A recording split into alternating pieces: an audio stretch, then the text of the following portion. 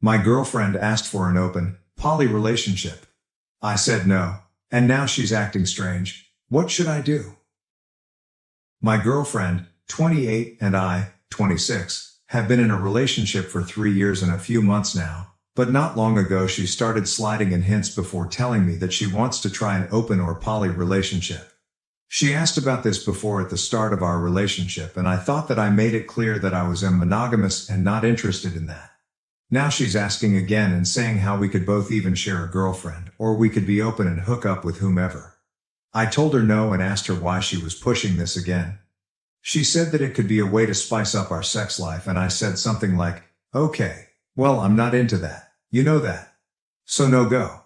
She got agitated and said to just try it, which pissed me off, and again said no.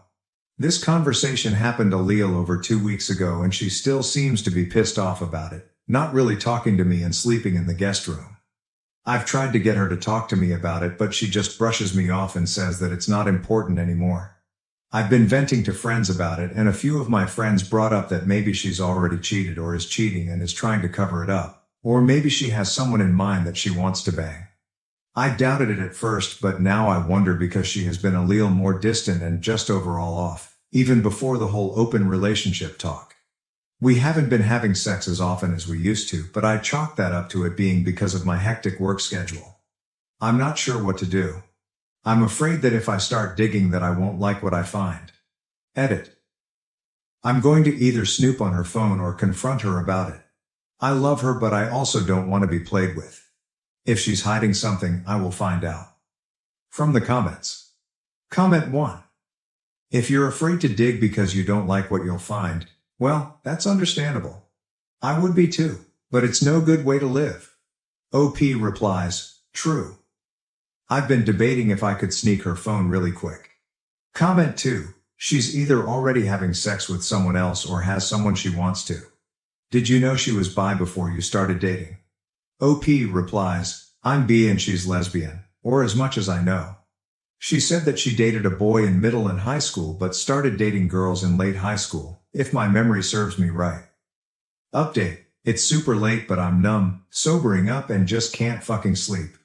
This fucking sucks, but I need to get this off my chest and out my head. So a few days ago I posted about how my GF of 3 years asked me for an open relationship or to try a poly relationship. I actually got to sit her down to talk the next day after posting about it and asked her why she brought it up again. She asked in the past, in the beginning of our relationship, after dating for so long. She repeated that she just wanted to spice up our love life, and I asked her, how would that spice things up though? The only one who's gonna find it sexy is you because you know that I'm not into that. She said something about how I should be open-minded about it because so many people wish they had a partner like her that would be okay with them screwing other people. I said, yeah, if they were into that then I'd get that. After a little more back and forth and talking in circles, I just said, listen, if you want to screw someone else then just say that. However, we'll be over. I love you, but if you want this then you should go be with someone that would give you what you want, cause I can't.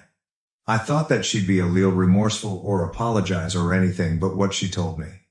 I assume she thought that I just broke up with her because she just got pissed and screamed out, oh, so we're over? Fine. I've been screwing her guy friend. Anyways, and I'm pregnant. Yeah, my lesbian GF is fucking pregnant by a fucking friend of ours. My hands are shaking just thinking about this again. I tried to hold it together but I just couldn't, and I tried to kick her out but she wouldn't leave, so I left for a friend's place and have been here over the weekend. My now ex kept calling me but I only answered and told her to get her shit together and move out and go live with the douchebag, who I deleted and blocked because I would lose my shit on him at that time, then turned off my phone. I turned my phone back on this morning and my ex left messages. I called her, to get closure if anything, and asked her how long. She said since December when I went out of town. I asked if they fucked in my bed and she said yes. I asked if this was the reason for the open relationship BS and she again said yes. Lastly, I asked if she was planning to keep the baby and still stay with me, and she said yes. I just hung up. I've deleted and blocked her on everything for now because I just need to distance myself right now.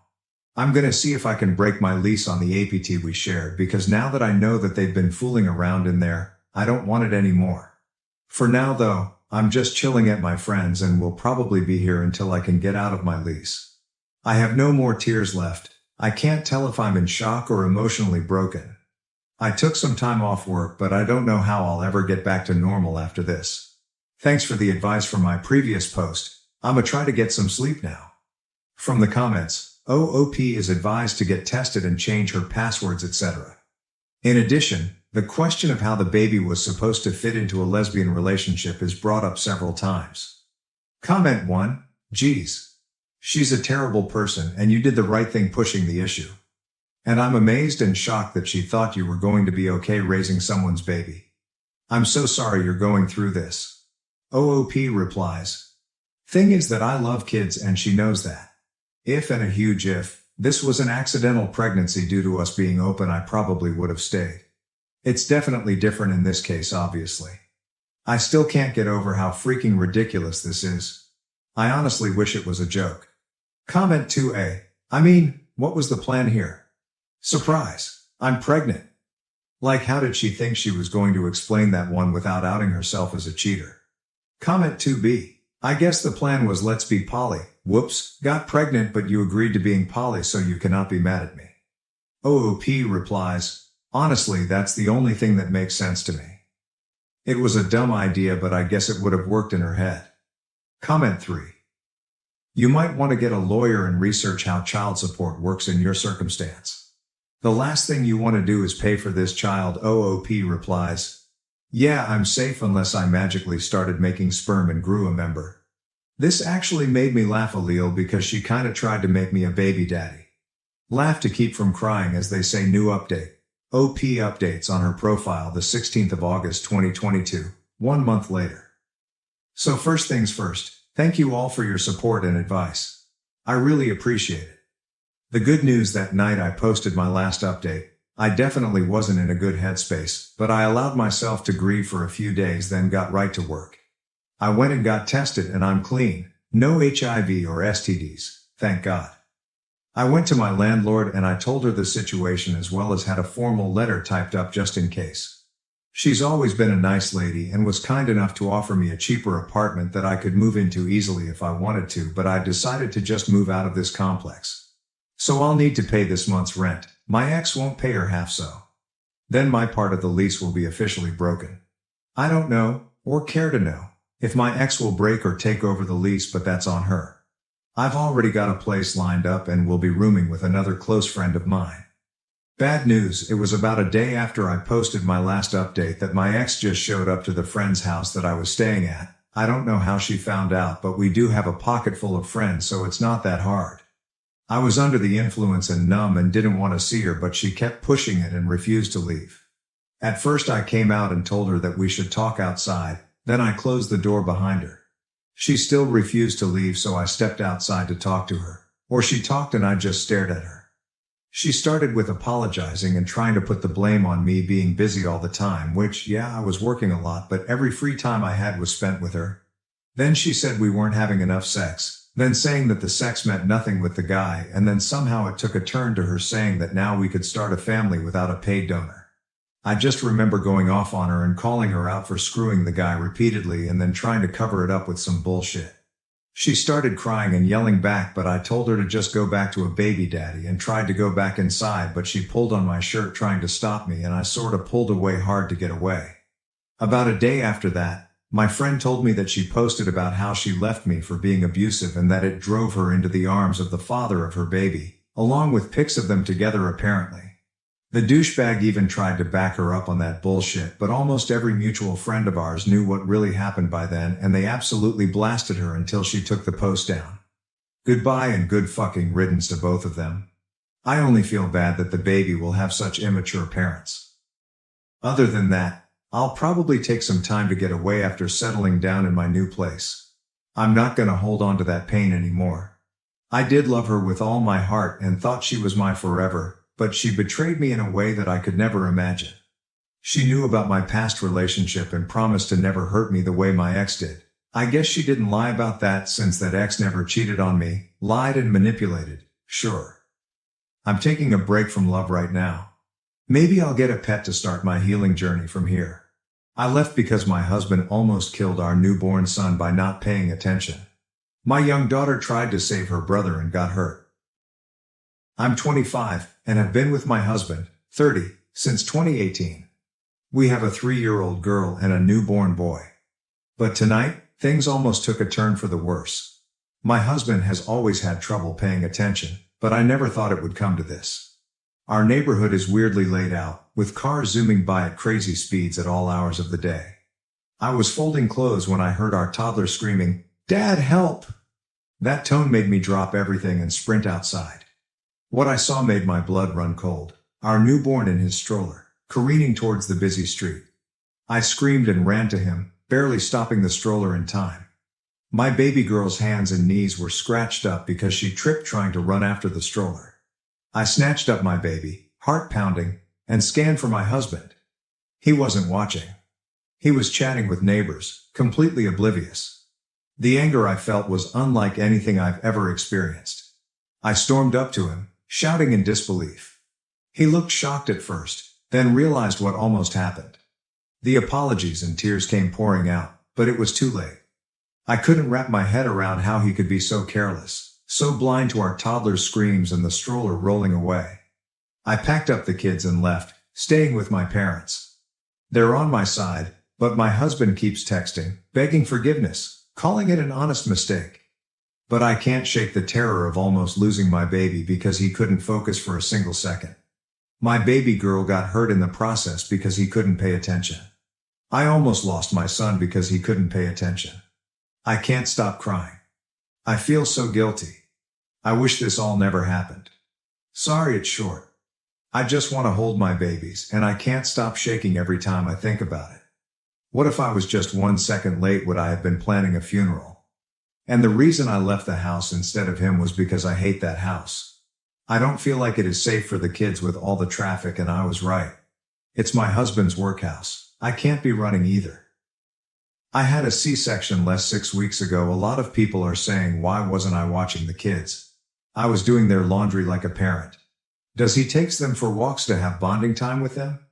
He literally created this by himself. This has never happened before. How was I supposed to know? And people saying, why didn't I get him checked out? I'm not his mother. He is 30 years old. I'm sick of people acting like I have to parent my own husband while I literally have a newborn, a toddler, and I'm still healing from a C-section that I teared my stitches from when I ran to get my baby. I don't care if it was his ADHD. The court wouldn't care either. If he killed my child, he would have gone to prison. Either way. Relevant comments. Comment 1. Okay. He was 100% wrong and I'd be livid just like you. However, I'm a little confused about the situation. Like, why was your baby just in a stroller unattended? Why did the stroller randomly go into the road? Since it sounds like you were at home, is this maybe something y'all normally do just to have a place for a baby to sit out front of your house when your toddler is playing outside? And maybe it was a freak accident. I'm going to be honest, as a mom, most of us have stories of near-death experiences with our kids. We can be naive and stupid and expect a little child to have more awareness, survival skills than they do. When my son was 2, we had a horrible experience with an escalator, and I still have times where I can't sleep because of it. We are all idiots when it comes to parenting, because how can you know until you live it?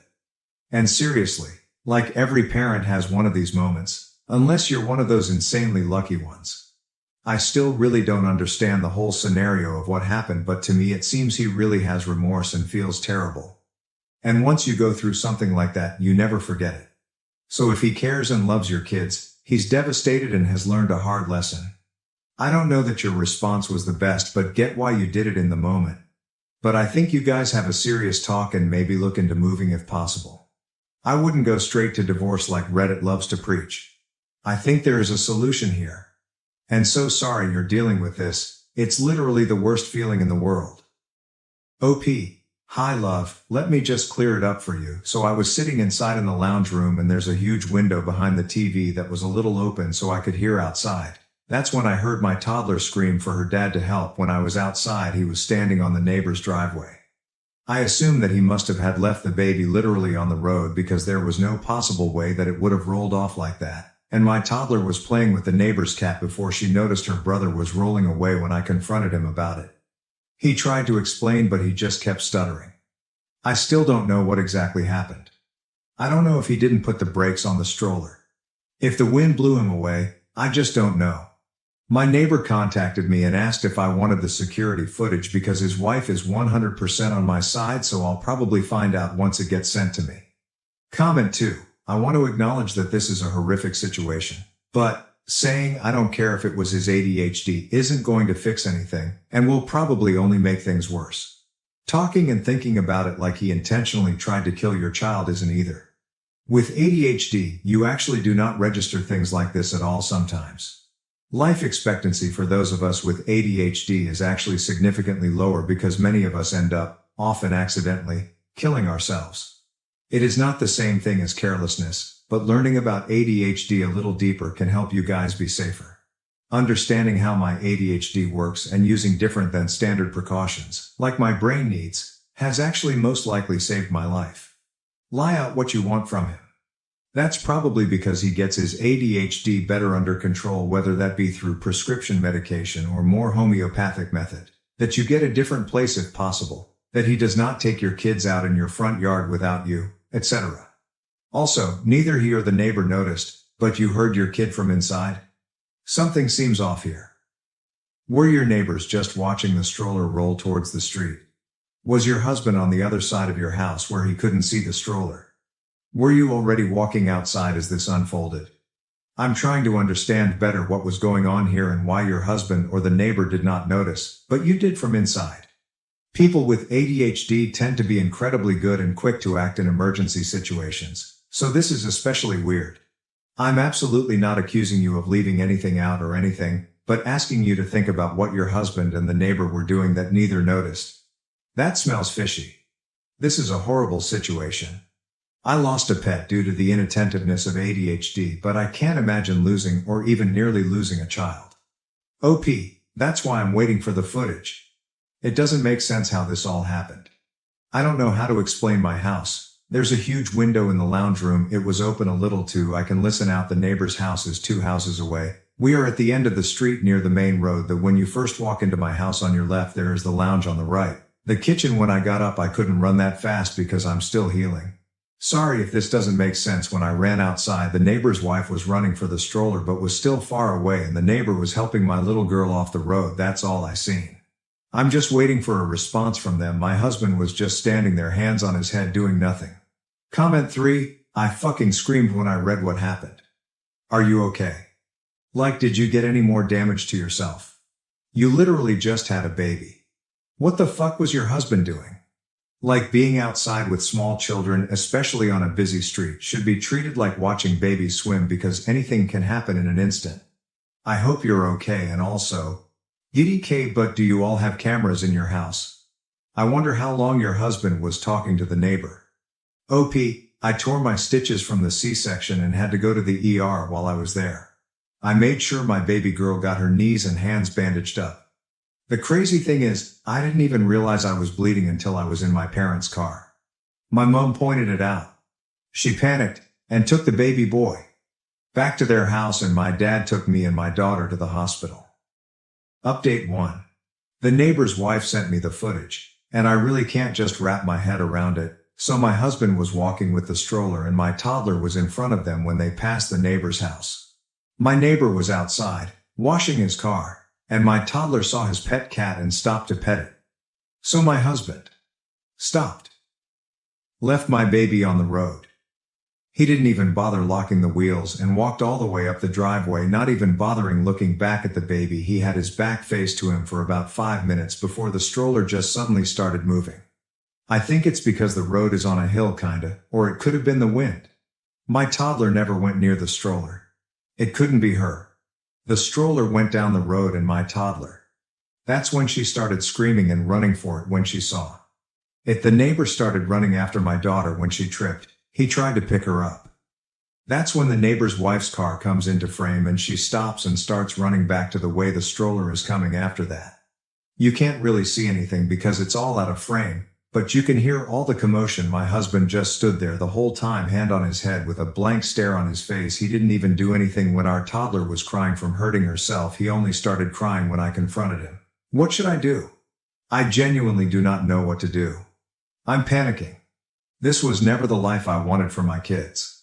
I don't understand why he was standing there. I have not even gotten a text or a call from him since I got sent the video. It's just been silent. I just can't get the sound of my daughter's screams. That's the sound that no mother wants to hear. I can't explain at the moment, but it felt like my blood went cold. And I just felt pure fear. I never want to watch the footage again. Update 2.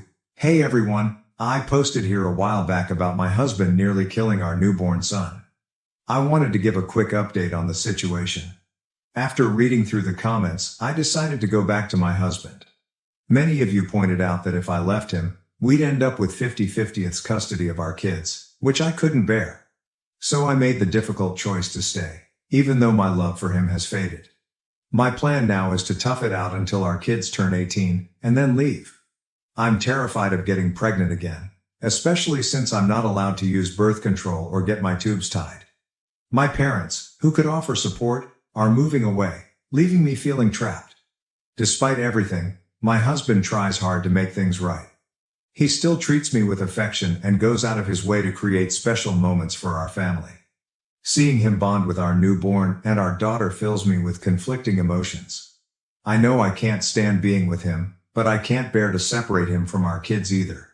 He was so happy when we came back home, but I can't stand even looking at him. I feel some guilt because he still calls me by my nickname, looks at me like I'm the only girl in the world, besides our daughter, and he still continues our traditions, like when the kids are sleeping he will go get ice cream and our favorite snacks and sets up a fort on our bed to watch movies on our laptop. Even though I'm sacrificing my happiness, my priority is ensuring my children's safety and well-being. It's a tough situation, but I'm doing my best to navigate it for the sake of my family.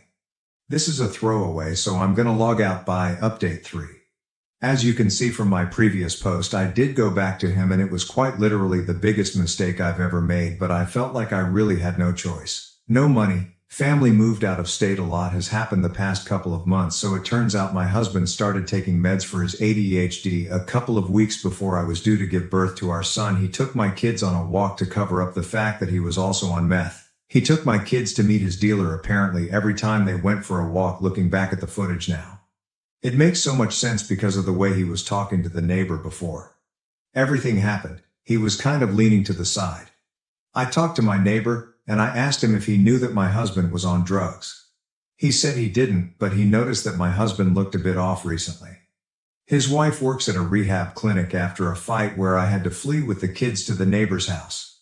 She pointed out that the way he was acting was the way that people acted with drug withdrawal. My neighbor and his wife ended up helping me book a flight to my parents. I'm currently with them right now, and I have spoken to a lawyer that my parents are going to help me pay for. I think all the people from my original post that told me to keep the footage because it is going to come in handy. My husband keeps sending me videos of him shooting up and doing other substances. He keeps saying that they are going to fix him.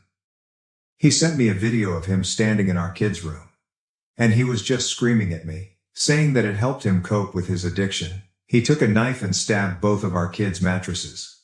I am not going back. He even cut up the side of my bed. There's a comment from my previous post that has been sitting in the back of my mind and has been bugging me. I think you know which one it was. It was by relevant comment, saying I don't care if it was his ADHD isn't going to fix anything and will probably only make things worse. Talking and thinking about it like he intentionally tried to kill your child isn't either. With ADHD, you actually do not register things like this at all sometimes. Life expectancy for those of us with ADHD is actually significantly lower because many of us end up, often accidentally, killing ourselves.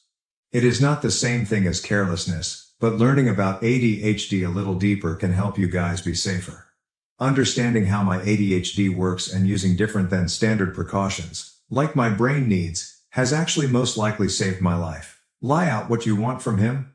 That's probably because he gets his ADHD better under control, whether that be through prescription medication or more homeopathic methods, that you get a different place if possible, that he does not take your kids out in your front yard without you, etc.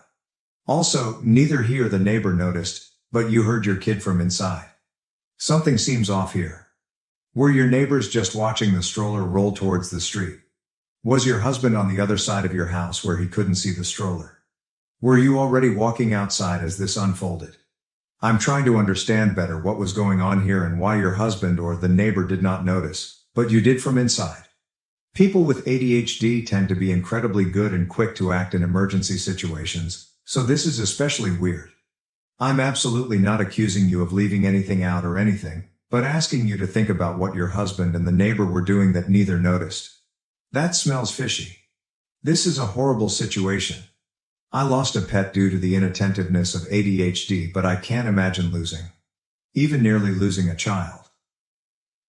WTF, it baffles me that you can even compare losing an animal to losing a child. You made people with ADHD sound completely unreliable for themselves and that they can't do anything. You made them sound very helpless, and saying that the life expectancy thing was completely uncalled for as well. I bet many people with ADHD reading that completely disagreed with you, judging from all the comments and YouTube videos I've seen on my post. I don't know if you're projecting that you lost a pet from your inattentiveness of ADHD. If you were letting things die in your care, you need to get stronger help. And no, I was not going to lay out what I want from him. He's the one that started mixing his meds and was high off his mind every time they went out for a walk. And no, I'm not ableist. I was in a very vulnerable state. When I first posted my original post, all I was doing was looking for help and advice, but all I got was, where was you? What were you doing? Why weren't you with the kids? Why didn't you get your husband checked out? I was healing from a fucking C-section. Get that through your heads.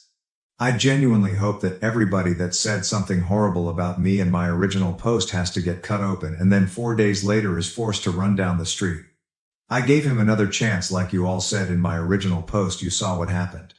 Stop using ADHD as an excuse. I genuinely believe that if he had killed my child, you would have defended him. And no, I did not know he was on drugs. And all the people that reached out to me, I'm going to be forever grateful for all of the parents with ADHD that didn't make me feel like it was all my fault, and all the stories that you guys have shared with me made me feel so seen, because I know exactly how it feels. I hope everybody is doing well. Everybody that was defending me. I wish I could give you a big hug. I genuinely wish I could send gift baskets. I would thank you all from the bottom of my heart, and I am so sorry about that comment that person made. I know you guys are all not like that. You guys are genuinely intelligent. From all the comments that I've read, I could not thank you guys enough. And one person that sent me that horrible message, I genuinely hope I run into you one day so I can beat your ass until you see stars and say anything about my daughter or my son one more time, and I will literally track you down.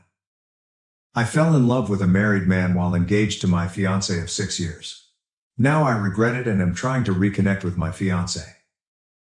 We have been together 6 years now, and during the 3rd year of our relationship, I cheated on him with a close family friend. I had started taking him for granted, and it became easy to cheat because I didn't value the relationship. He broke up with me and we were split for months, and the times I was single I realized he is a great BF. I begged for him back and he took me back, but I had to promise to never speak to the guy again. I'm happy to say I never cheated since then and haven't been tempted at all. I understand how great of a partner I have. That being said, the guy I cheated on was a close family friend, and recently I rekindled our friendship behind his back. Nothing romantic. Have you ever met someone who is a terrible partner but a great friend? That's him. I hated the fact that I let a stupid mishap ruin our friendship. My fiancé found out and was angry. I apologized and we talked, and he needed space. He sent me a text of his demands to continue the relationship, and I copied and pasted it. His text. After doing some thinking, I can't trust you. Whether it was platonic or not, this is the 2nd time that I know of where I have violated my trust. The hardest part isn't this, but now I have to wonder, how many times have you violated my trust or done something behind my back that I just don't know about? You claim this is it, but how can I believe you? I love you and want to work on this relationship, but it's going to require a lot from you. We are postponing our wedding indefinitely. When we first got back together, it took 10 months before I felt secure in the relationship again. I have no idea how long it will take to feel secure again. Eli, I changed the name, will be blocked on everything, and you're to never speak to him again. This now includes family events. If you know he will be there, do not attend. If you didn't know and he attends, you are to ignore him. I have unrestricted access to phones, social media, emails, etc. Every password I want to know for any device you have. No hanging out with male friends alone. You are to be home by 1 if you do go out with your homegirls. There will be more, but these are my demands and they aren't up for discussion. If you aren't willing to do it, then the relationship is over. Take your time to think about it. End of text. I called him, but he said he's not arguing with me about it and won't call him back until I decide what I want to do. I feel that this is extremely harsh considering the fact I didn't cheat this time. Ever since we got back together, I never cheated on him. OP believes that the punishment is too far. I think I was wrong. But I feel that the punishment doesn't fit the crime. I made a horrible mistake years ago. Being friends with someone doesn't equal sign cheating. Even though I was wrong for going behind his back. OP is convinced to follow her BF's rules. Okay, I'll do it. I just needed to make sure he wasn't going too far, but if this is what it takes to rebuild his trust. When commenters say that OP is on her way to cheat on her BF again, she claims, "You don't think I'll follow his rules? Good thing I don't let people tell me what I can't do. I'm going to be laughing when we work through this, get married and have kids." Update 1.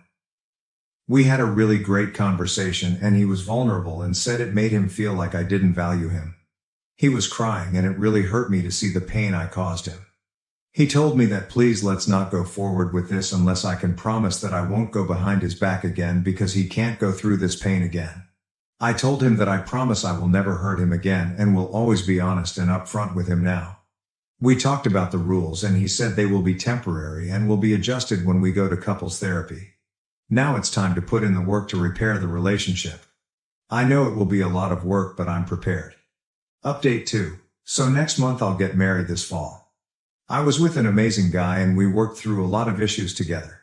I thought I loved him and I think I still do, but not in love with him.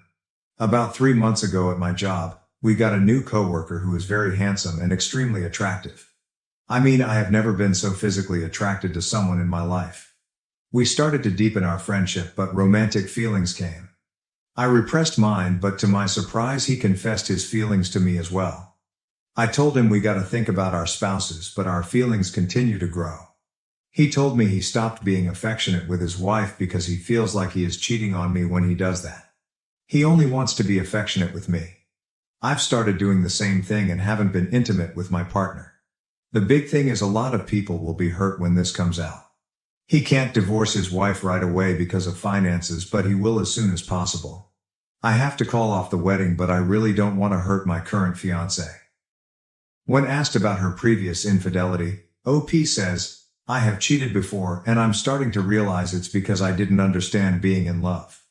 With the guy I'm seeing, we both aren't romantic with our current partners. I don't want to be with anyone but him. Also, he's going to divorce his wife. We have a plan for when his finances get straight. How is she justifying this affair? This is completely different. The first time I cheated was because I was selfish. This time it was because I fell in love with someone else. I didn't choose this. No one picks who they love. This whole experience has taught me how complex love is and that I've never been in love before. This is so hard on OP. That's not fair. I didn't want any of this to happen. It breaks my heart that I'm going to have to call off the wedding, but he's a great guy and I'm certain he will find someone else. I wish I loved him or didn't fall in love with someone else. Because life is more complicated than that. I don't want to hurt him and have been thinking, oh, the best way to tell him. You guys act like this doesn't hurt for me too. You guys are not being understanding or empathetic. When commenters tell OP she's gullible about the married guy, she keeps emphasizing, I'm going to tell my fiancé. But we can't tell the other guy's wife yet. He's trying to get his finances in order first. Update 3. I took everyone's advice and decided to end things with my fiancé. This was the hardest thing I had to do in my life. I know you guys think I'm a terrible person, but this is an unimaginable situation to find yourself in. I want everyone to know how much this hurts. I really wish I didn't fall in love with someone else. I wish I could make myself fall in love with my fiancé, but I can't. It took me so long to accept this. I hope you guys can understand that I can't convey this enough, that I care about my ex-fiancé. I know this will be best for both of us, even though it's hard right now. When asked if OOP told her ex-fiancé the truth, she says, I didn't lie. I told him the truth, that I fell in love with someone else. I told him I still care about him. I keep telling you all that I care about him and would never use him as backup. He's a great guy and there's a woman out there who will love him and be lucky to have him. There's no reason we both can't be happy. When commenters tell OOP that there is no way the married man is going to leave his wife for her, she says, he is going to divorce his wife. Unfortunately, divorce is extremely complicated, but he said he will keep me updated. It's not just finances but a lot of other legal stuff. Since I wasn't married yet, it was easy to end things. For him it's a lot more complicated than that. When commenters continue to call OOP gullible, she says, no, I was very clear in our conversation today that I want this figured out by the end of the year. That's plenty of time for him to figure out finances and legal stuff. That way by 2025 we can just focus on each other. Update 4. I realize I treated my fiancé horrible and received my karma. My coworker and his wife are getting a divorce because she found out he was cheating with multiple women. Plural, he's a disgusting animal. He lied to me and others pretending that we were the only ones. I ended things with him. I'm glad he's been exposed. Now, regarding my ex-fiancé, I've taken the time to reflect and realize he's actually my true love. I hate that I hurt him. I reached out again to him but he said he will always love me but he's done with me. That was painful to hear. I just can't get over what my coworker did in destroying multiple relationships including mine. It's painful to see and experience. Edit. I wasn't clear but I take responsibility for my actions. Just because I'm condemning his disgusting and manipulative behavior doesn't mean I'm justifying my actions. My actions were horrible but I've learned from them. My wife's gym addiction is ruining our marriage. She's having an affair with a gym friend, leaving me with our unborn child. OP's wife, 30F, has always been fit but has been increasingly passionate about working out over the last 1.5 years, returning to a gym she had previously left due to her busy schedule. The gym slowly started taking over her schedule, both weekend days and every weekday pre- and post-work. Going to the gym becomes the solution for any stress, fights, crisis. Everything is gym to the point where if the wife misses a session, it affects her mood negatively, as OP says, like a junkie not getting her fix. As wife is now 4 pregnant, OP expresses concern over the intensity of her workouts and also that he simply misses her, given all her time is now taken up by gym. They can't work out together, because gym is her time. She won't work out at his gym either. Gym becomes a form of escapism from real life, a compulsion, essentially, and no problems wife is running away from ever really get solved because gym is simply not the solution wife seems to think it is. Gym has become so prevalent that family members, friends start making comments on how much time wife and gym spend together. Update 1. OP shares that he had originally laughed over comments on his post that speculated about infidelity, but quickly came to discover they were correct. Wife has been sleeping with guy from gym, who she had mentioned to OP countless times as a gym friend. There is confrontation. OP breaks wife's phone, wife hits OP. OP leaves for a short period of time and returns to wife, who, though remorseful, will not admit to exactly what infidelities she's committed. Update 1 ends with OP feeling guilt for his rage, left with zero answers as to exactly what's going on with wife. Update 2. My wife admitted to an affair February 12, 2024. Wife admits to an affair. She felt bad about it, but not bad enough to not sleep with guy from gym pretty quickly. She might even be in love with him. She doesn't know, or won't say. And oh, there's a chance the child she's currently pregnant with might not be OP's. She'll get a paternity test though. Stellar work wife. My wife is moving in with her AP. They're in love February 22nd, 2024. Guy from gym and wife, who will still be referred to as wife, for now, are moving in together. She's not getting the paternity test. OP expresses sadness for her, that she just can't be alone, or seem to work through her mess on her own. Wife had been with OP since she was 20, and OP theorizes she is codependent. Guy from gym allegedly doesn't care if the baby isn't his, he's happy to play house with OP's wife. My wife has agreed to a paternity test February 29th, 2024. Shocker, guy from gym wants a paternity test, so a paternity test they will get. In follow-up comments, OP reveals the results say he is in fact the father. And update on my wife's affair and pregnancy March 15, 2024. OP is now conflicted. He has gone from excited to be a father, to not being sure he's going to be a father at all, to now knowing he will be the father of a child born into the disaster that wife has created. There is a small but non-physical confrontation between OP and Guy from Gym when wife brings him to OP's house to gather things she needs, and OP tells Guy from Gym to leave or he's gonna punch him. OP and wife have private words upstairs. Wife is just so in love with Guy from Gym, she can't help it.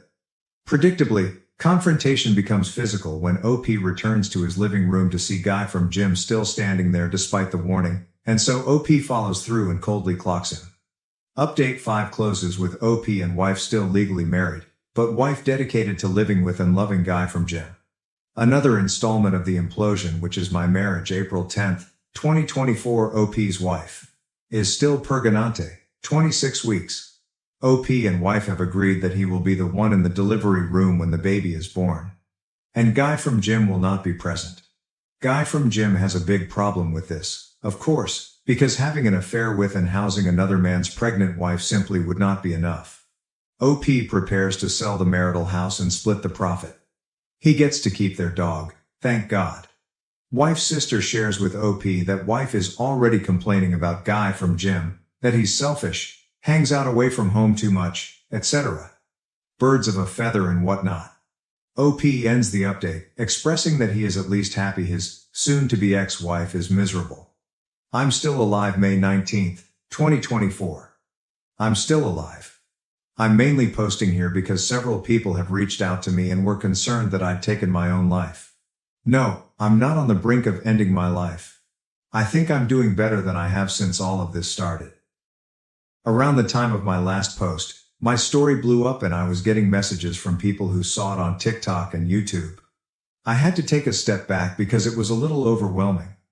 I have over 100 unread messages here. I appreciate it, but it was a little uncomfortable at the time, and I got to the point where I didn't really want to talk about the situation with my wife and her AP anymore. So as of today, our baby is due in less than 10 weeks. We're in the home stretch now. I don't feel prepared at all. All of this other stuff has just been so distracting. I started working in a nursery. It's not done yet, but I have the floor finished and the walls painted. My ex-wife was impressed with the color scheme and furniture I chose. She's not legally my ex-wife yet, but I've started calling her that. It sort of makes it easier. I also packed up a bunch of her stuff. Originally I refused to spend my time packing up her things, but eventually just said screw it and started packing it. I'm at the point where it'll just be easier to not see all of her stuff around here. Why did I leave it for so long? She came over to get some of the boxes I packed up. She came alone. Things were fine between us. I loaded the stuff into her car. We didn't argue. At one point she started to tear up and said she fucked up. I said yeah she did, but there's no point talking about it now. She shit all over our marriage. She has her muscle-bound asshole to go home to now anyway, so who cares? She said I know, but it's not the same. I told her nothing has been the same since she decided to fuck him the first time. Supposedly he's going to let me be in the delivery room when my baby is born. I didn't even argue it when she said it like that, but inside I was boiling at the idea of him letting me be there for the birth of my child. She says she talked to him and he agreed it wouldn't really be right to not allow me to be there. I'm going to take what I can get if it means being there for the birth of my child. I'm going to try to just ignore him for the time being. She was acting all sweet and laying on all of the I really want you there, I really need you there stuff, and I know mentally I'm not in a place to be that cold to her when she starts acting that way. I'm trying to be indifferent more than anything else, but it's so hard when she's actually around and starts looking at me a certain way and making me feel bad. She invited me over to see the nursery they have set up at his house. I'm not sure I can bring myself to go into another man's house and look at the nursery set up for my kid. I did ask her if she was truly safe there though. I don't know why, it's just been bothering me. As pissed as I still am, I don't want to find out he's mistreating her, and I definitely don't want my kid to be going into an unsafe household. I haven't told her about anything her sister has told me. They probably won't last, but as of right now there's a very good chance my newborn baby will be going home to his house. It kills me to think about. It's almost soul-destroying to think about if I dwell on it too long. She says she's fine. He genuinely loves her. He's great with kids. He accepts that she's having a baby and that this is part of the package. She insists it's not weird because she wasn't pregnant when anything started between them. I asked her why she did it. Why did she ever let anything start between them in the first place? She said, I don't know. Then went into I don't want to talk about this mode and left pretty soon after. Typical behavior from her. Just run away. Overall, I'm doing okay. I'm not sitting here depressed and drinking a bottle of scotch every night anymore. I mean on occasion, but for the most part, no. I feel more used to my new normal now, and that'll all change yet again pretty soon. Additional info: there's a draft of a custody plan now, but the court won't approve anything until after the baby is born. Right now she's in agreement, but there's plenty of time for her to change her mind, or for him to convince her to change her mind. She plans to breastfeed, but with agreement that she'll pump and the baby can drink from a bottle when not with mom. Everything I've read says a baby ideally needs to spend time with each parent frequently, without gaps that are too long in between, and it's best if each parent is feeding, changing, bathing, etc. during their time. At this time she's in agreement with all of this. I can say that she's not said or done anything to indicate she wants to restrict my time with the baby, other than the whole delivery room thing. She seems to want me to be involved in that respect. I hope she sticks to her word.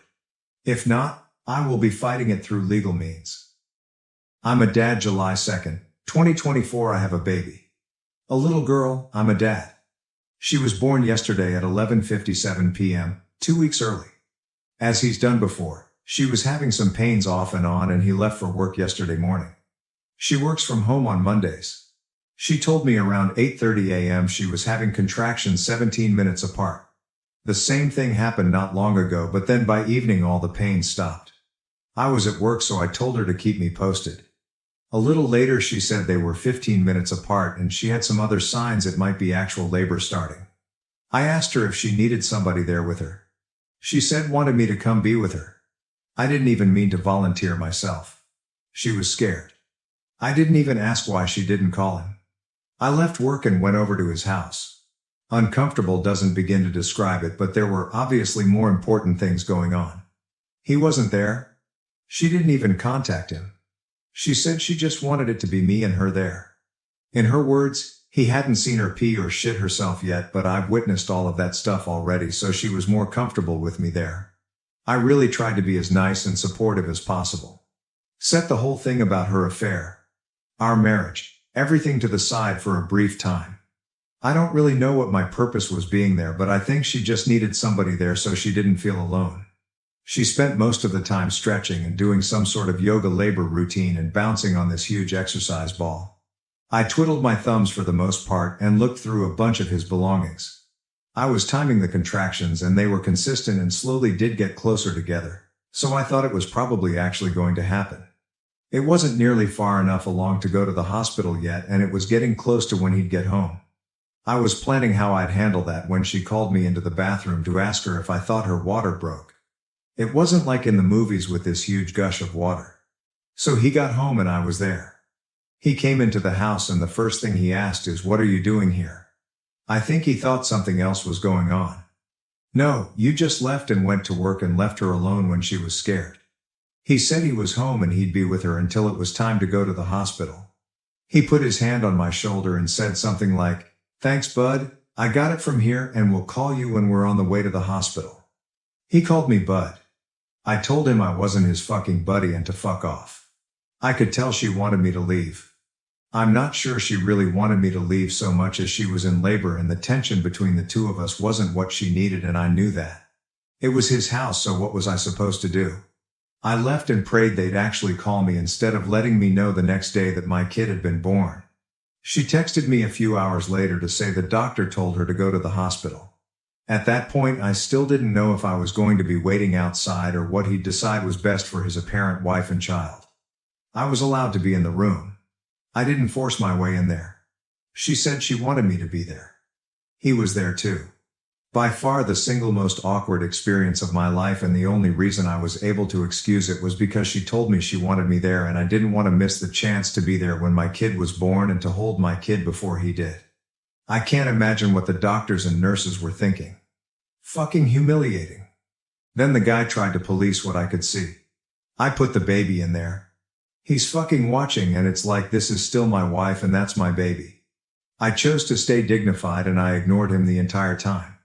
I was there to do whatever she told me to do and my focus wasn't on him, but in any other setting I don't think I would have been able to hold back.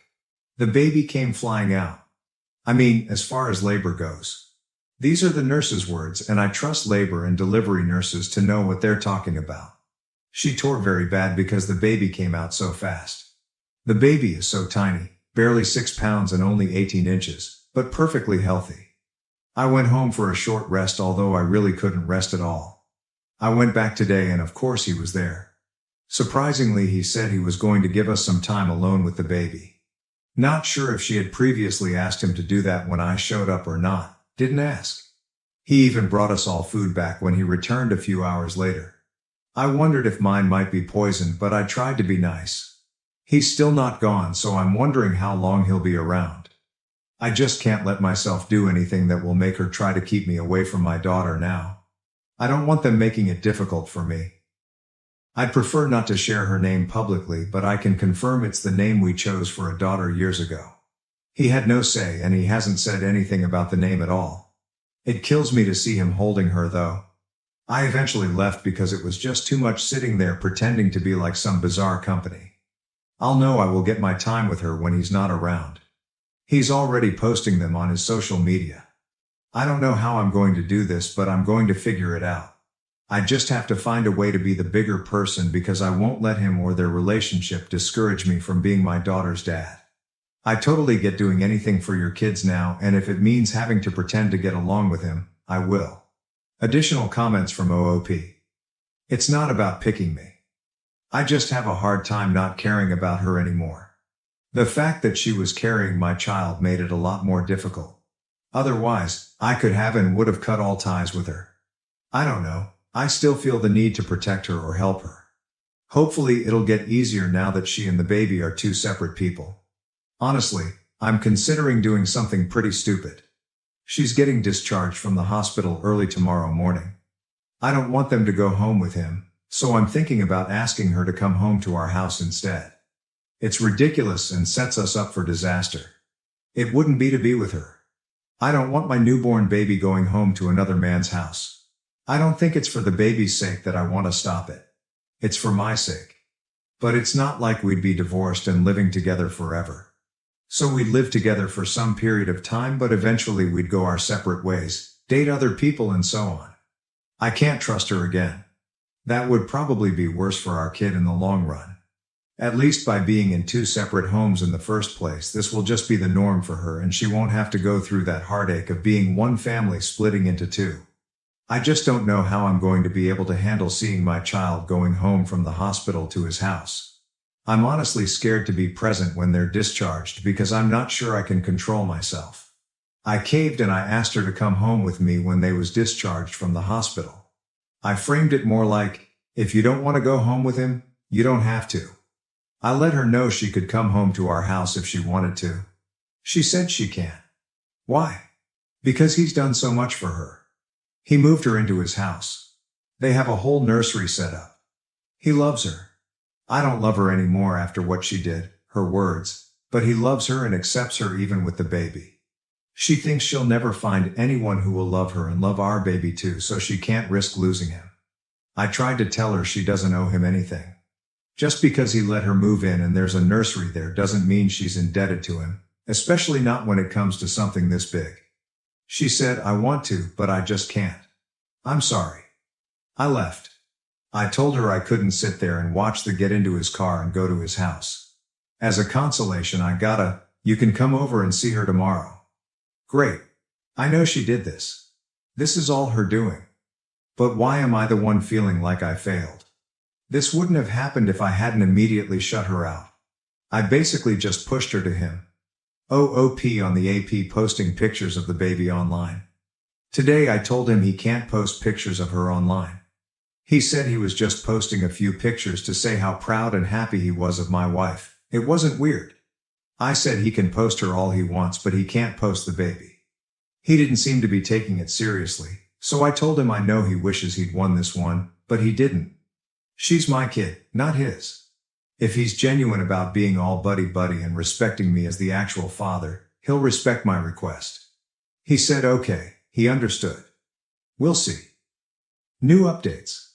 Life update July 24th, 2024. Many people have asked for an update on my situation, but I've been pretty busy.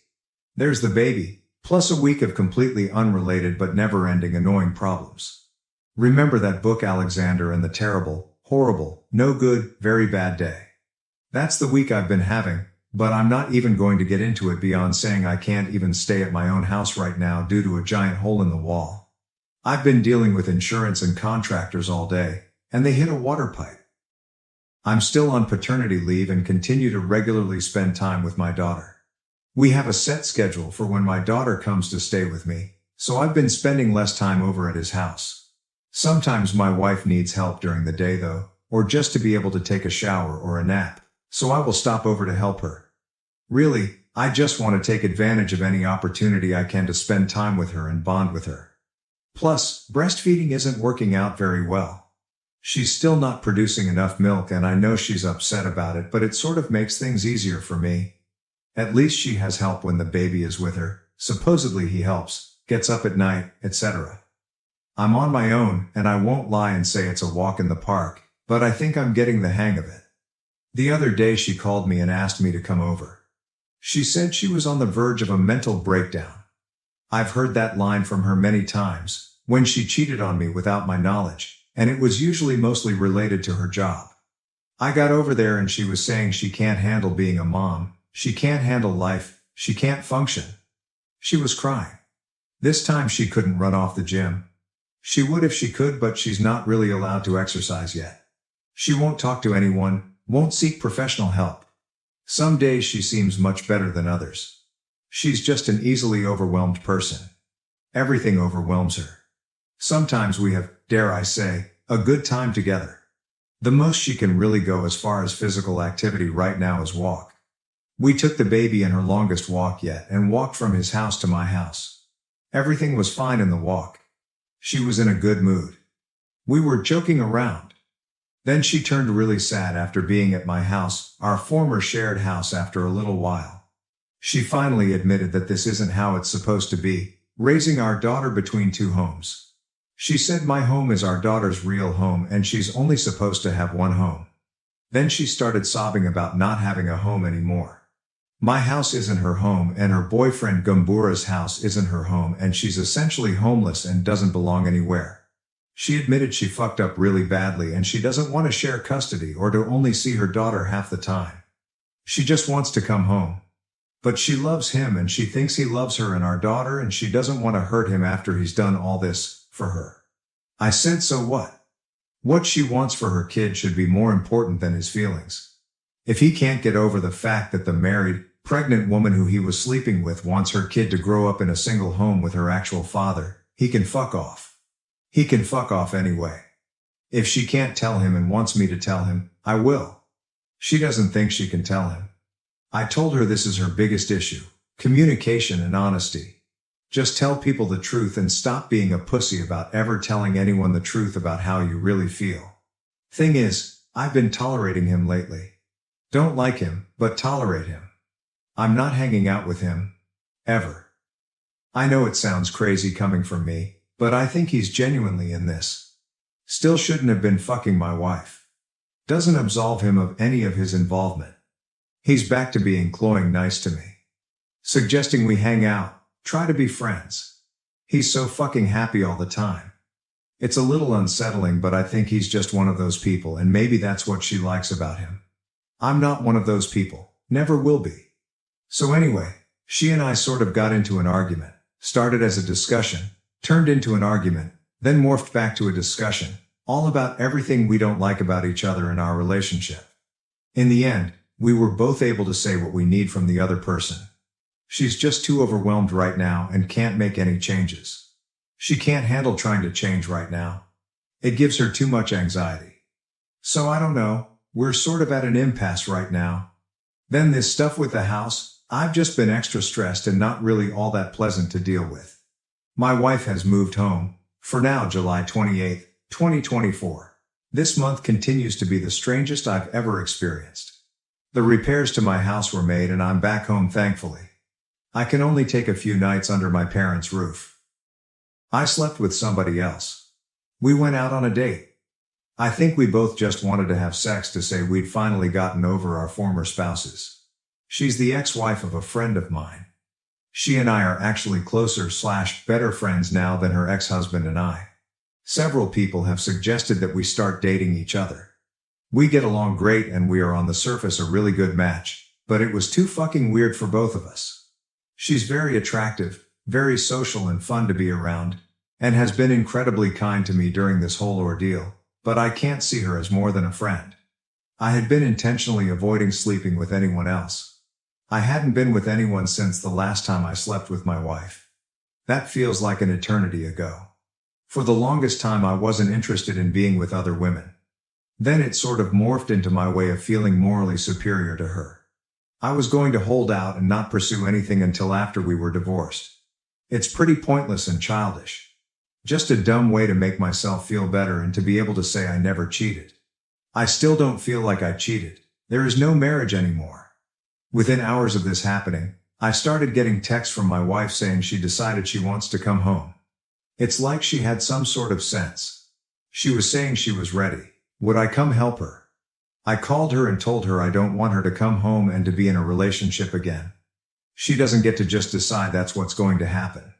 She then started to say, "Oh, I know, I just meant move back in." I told her I didn't really believe her and felt like she was just jerking me around again. She said she thought our conversation the other day had gone so well and that she thought we seemed to be at a place where we could really work on fixing everything, but until then she could live in another room. She said she was completely serious about it and she wants our daughter to be in one home. I feel so mixed about everything, but ultimately I want my daughter living in my house 24/7 and I don't want another man helping to raise her. So I took the bait. Today I showed up at his house to help her move some things, but I anticipated I'd get there and she'd either have changed her mind or she wouldn't have been planning to leave at all and was only waiting to see me do some more tricks for her. They were arguing when I got there. The baby was crying. She was crying and running around packing things in bags, and he was following behind her begging her to stay, offering to do anything to make her stay. He accused me of this being my idea. Maybe it was, IDK. I don't really care what he thinks. It was obvious she had just sprung this news on him shortly before I got there. She was telling her over and over that she just wants her child raised in one home and that his home wasn't really their home and she was sorry she was doing this to him after everything he'd done, but she just has to give our daughter one home with her real father. We got back over to my house and she's obviously an emotional mess. I have no room prepared for her. Not 15 minutes later he shows up at the front door. She didn't want to talk to him. He wouldn't give up and eventually he was there on the front porch loudly saying things like, "That's not what you were saying when you were blowing me last night." So at that point, after I'm sure our neighbors had been enjoying this embarrassing scene long enough, I told him if he didn't leave I'd call the cops. I went out there and tried to calm him down. I mean, I had to sympathize with him. She runs away. That's what she does. I may have said a few other things in my own favor and to make him realize he doesn't want to be involved in this mess that is my wife. I don't think he'll give up so easily. It sounds terrible, but once she was at my house I sort of found myself wishing she'd leave with him. I know I'd wanted her to come home, and I tell myself it was mostly due to the baby, but now I'm wondering what the hell I've gotten myself into. She said, "I didn't really blow him last night. I haven't done anything with him since she was born. I've only been thinking about you." I told her, "Yeah, right. You expect me to believe it? Even if it's true, what on earth makes you think I'd ever believe anything that you say?" Then out of spite I told her I slept with somebody else.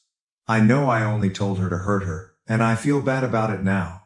She immediately demanded to know who. I told her it wasn't her business. She claims it is her business because we're still married. Nope, I'm not sharing. So, now we're awkwardly existing. I don't have much faith that she's going to stay here. I think she'll be back at his place within the week. I've told her that he's not allowed over here. He has no business being here. And if we're raising our daughter in the same house, together, then she can't just run off to his house to be with him whenever she feels like it. It won't work that way. She says she knows, and she wants me to want to be with her again, and she'll prove to me she can be a good partner. She tried to kiss me and I rejected her. She's upset. She's taking a nap now. I feel like I've dug myself into a very deep hole now. Relevant comments. Smoke thin mints. Brother, you better get her out of that house and fast, Omeloop. I was really doing a good job of tolerating the guy since they came home from the hospital. I don't like him and never will like him, but I don't believe he had any nefarious intentions with my daughter. However, my heart broke every time I had to leave my little girl over there at another man's house. Or when I'd go over there to pick her up and he would greet me at the door holding my baby, talking to her like he was her dad. No, that's one of the lowest feelings in the world. So for these reasons I'm happy to have them here. I just don't know how this can or will work with her mother living here. DC Photo 78, is this really the environment you want your child to grow up in? OOP, no, not at all. But I also don't want her growing up in another man's home. What I'm worried about is my wife dragging her back and forth. I've told her she can't do that. It's not fair to me or our child. Purple_Bishop 2, if you really don't want your daughter being raised half-time by AP, your only real option is to truly attempt to reconcile, but it's pretty clear neither of you really want to reconcile with each other. It's just that neither of you want to be apart from your daughter. If she is going to live with you for even a couple of days, you need to have some tenderness in your heart for her and be willing to lovingly interact with her and your daughter. Your WW is postpartum and an emotional wreck, so if you gray rock or get angry, shit will go south fast in a way that won't be good for your daughter. All other paths lead to 50-50 its custody and acceptance of AP having a role in your daughter's life. Be civil, not friendly, civil, to AP as you say your W loves him and will likely go back to him soon. If you and AP are at war, it will be terrible for your daughter. OOP, I'm going to be nice. We sat on the porch while it was storming outside tonight and she was talking to the baby and said, "This is how it should be. Daughter's name, Mommy and Daddy." Several rude comments immediately popped into my brain, but I kept them to myself. I figure I might as well enjoy it while I can. Well, enjoy having my daughter here and maybe pretending we're a normal family for an hour. I'm not actually enjoying having my wife here right now. It's not making me feel good. I didn't mind when she was here the other day when we took a walk and came over here, but today I'm really not enjoying her being here. I'm going to keep that to myself. Wife accused me of cheating whenever I talked to a woman. We tried therapy, but it didn't work. Then she slept with a guy to make me understand. Wife accused me of cheating every time I talked to a woman, so we tried therapy, but it didn't help. Then she slept with a guy to let me know how it feels. My name is John, and I am 30 years old. I met my wife Claudia, who is 28 years old, when I was in college. At that time, I was majoring in business economics, while Claudia was studying English. We first crossed paths at the house of a mutual friend. We hit it off pretty well and dated for a couple of years. Sometime after we both graduated, I decided to propose to her, and she said yes right away. That's the summarized version of our courtship, since I don't think there's anything really noteworthy in there. We've been married for 4 years now. I think I started to notice some changes in my wife. By the way, let me just say that her name is Claudia as a pseudonym. After we got married, I think about a year after it started, after she walked in on me and a female colleague together at a bar. I know it sounds bad, but it was an entirely innocuous situation. A bunch of us co-workers went out after work for some drinks, which isn't an unusual occurrence, and as people started to leave one by one, it was eventually only me and this colleague left at the bar. Claudia walked in with her friends, and they came to say hi to us. I returned the greeting normally because it's not like I felt like I was doing something wrong. But it was when Claudia got back home after me that everything hit the fan. When she walked in, she threw her purse down and came stomping towards me. She pointed a finger in my face and started screaming about how she caught me in the ACT cheating on her. I tried my best to tell her that wasn't the situation, but she honestly didn't let me get a word out. When she finally calmed down, only after calling me every terrible thing a person can call a cheater, I explained the situation to her, even showing her photos that the group of us had taken earlier that night.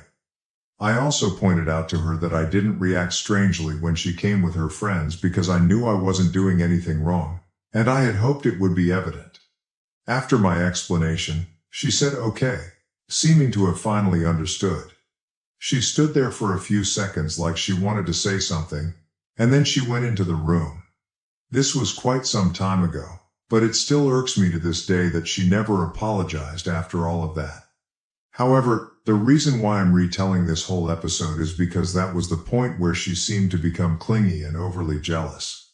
I would sense mood shifts if I looked in the direction of a woman or simply answered a few questions for a woman, even if she was just asking for directions. I also noticed that these rules didn't seem to apply to women who were very obviously not a threat. I think a sensible amount of jealousy is healthy because it allows for the enforcement of boundaries, but it's very easy to tell when it's excessive. In her case, it just seemed to become excessive after that episode, which didn't make sense to me because she had no reason to be so wary of me in the presence of other women. Most of the time, I'll know that an interaction with a woman has soured her because I'll notice a shift in her emotions, but it is only some of the time that she actually starts something. It's never a civil discussion, as she always gets emotional around the topic, and to say it drives me crazy is an understatement because she'll always cite the smallest thing as the reason she suspects me. For instance, there was a time when she caught me and one of the female neighbors in our apartment building talking in the hallway. We were literally just talking about some basic politics, and Claudia walked out of our apartment, saw us in the hallway, and walked back in. As soon as I saw that happen, I knew I'd be in for it at that very moment. I'll admit that I thought of divorce because honestly, I knew that I couldn't keep living that way. It was highly draining. The only thing was I felt like it'd be better for us to approach couples therapy first, at least before I ended things with her. After all, I love her.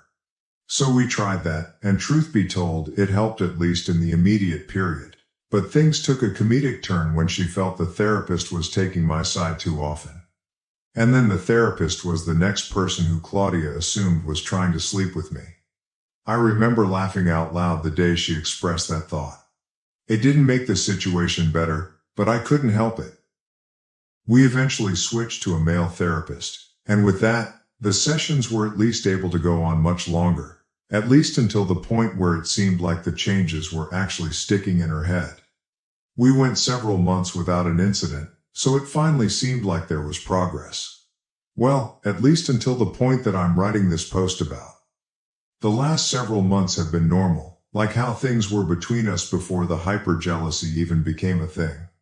However, I think things blew up when Rebecca, the same colleague who was in the bar with me years back, came to the house to hand over some documents when I wasn't there, since I was meant to be working from home the next week.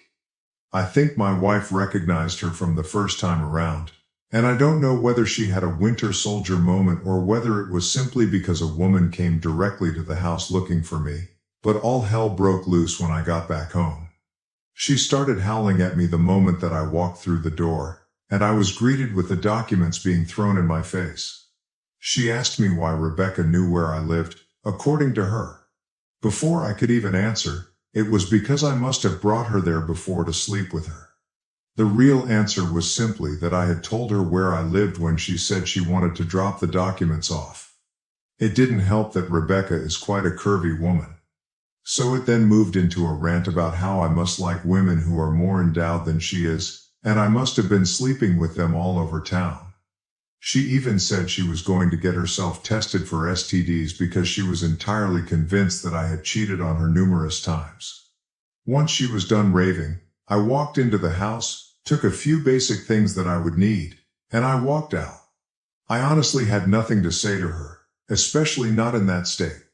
I also knew that no matter what I had to say, it probably wouldn't enter her head because when she's in that emotional state, the voice of reason doesn't get to her. I knew it'd be better for me to leave the house entirely, so I did that. I heard her shouting behind me, "Enjoy Rebecca's bed now." This happened very recently, and I've been sleeping in a hotel since then. The thing is, I am set on divorcing her because I really can't live several more decades of my life, best case scenario, dealing with a woman who thinks that I'm cheating with every other woman in existence. The problem is, I know that the therapy sessions help to some degree, and I'm fighting within myself, trying to figure out whether I should try and attend sessions with her again or whether I should just give up. I think this is the decision I need help with, so I'd love it if you could all give me your opinions and thoughts on the situation. Edit. I've noticed several comments suggesting that I've already done enough and that it's time to let go of our relationship. In many ways, I agree with this sentiment.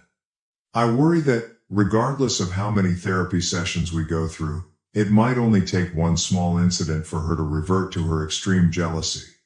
This constant fear of triggering her insecurities is draining, and it's not fair to either of us. Living under such tight control is not sustainable, and I'm exhausted from constantly having to prove my fidelity. While I may not proceed with a divorce immediately, I am now more open to the idea than ever before. The thought of ending our marriage is heartbreaking, but it may be the only way for both of us to find peace. If this issue arises again, I think I'll be ready to end it for good. To be completely honest, living under such tight control is not sustainable, and I'm exhausted. However, I also don't want to live with any regrets. Therefore, I plan to give her one last chance, but if it happens again, that will be the end for me.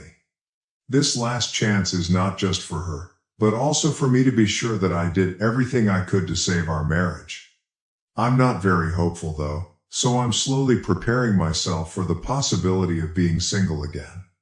The thought of starting over is daunting, but it's better than enduring a life filled with mistrust and constant accusations. I've reached a point where my mental health and well-being are more important than holding on to a relationship that causes me so much stress. It is what it is, and sometimes, letting go is the best thing we can do for ourselves. Update 1. Well, here's an update that I wasn't expecting at all, and I don't even know how to express how freaking pissed off I am with this new development. As I mentioned in my last post, I was starting to get more comfortable with the idea of divorce, but I wanted to give her one more chance to improve. The good thing is that it didn't take long for it to become clear that she's never going to get better, and she showed me in the most obvious way possible. I realized there was a problem when we attended a friend's barbecue.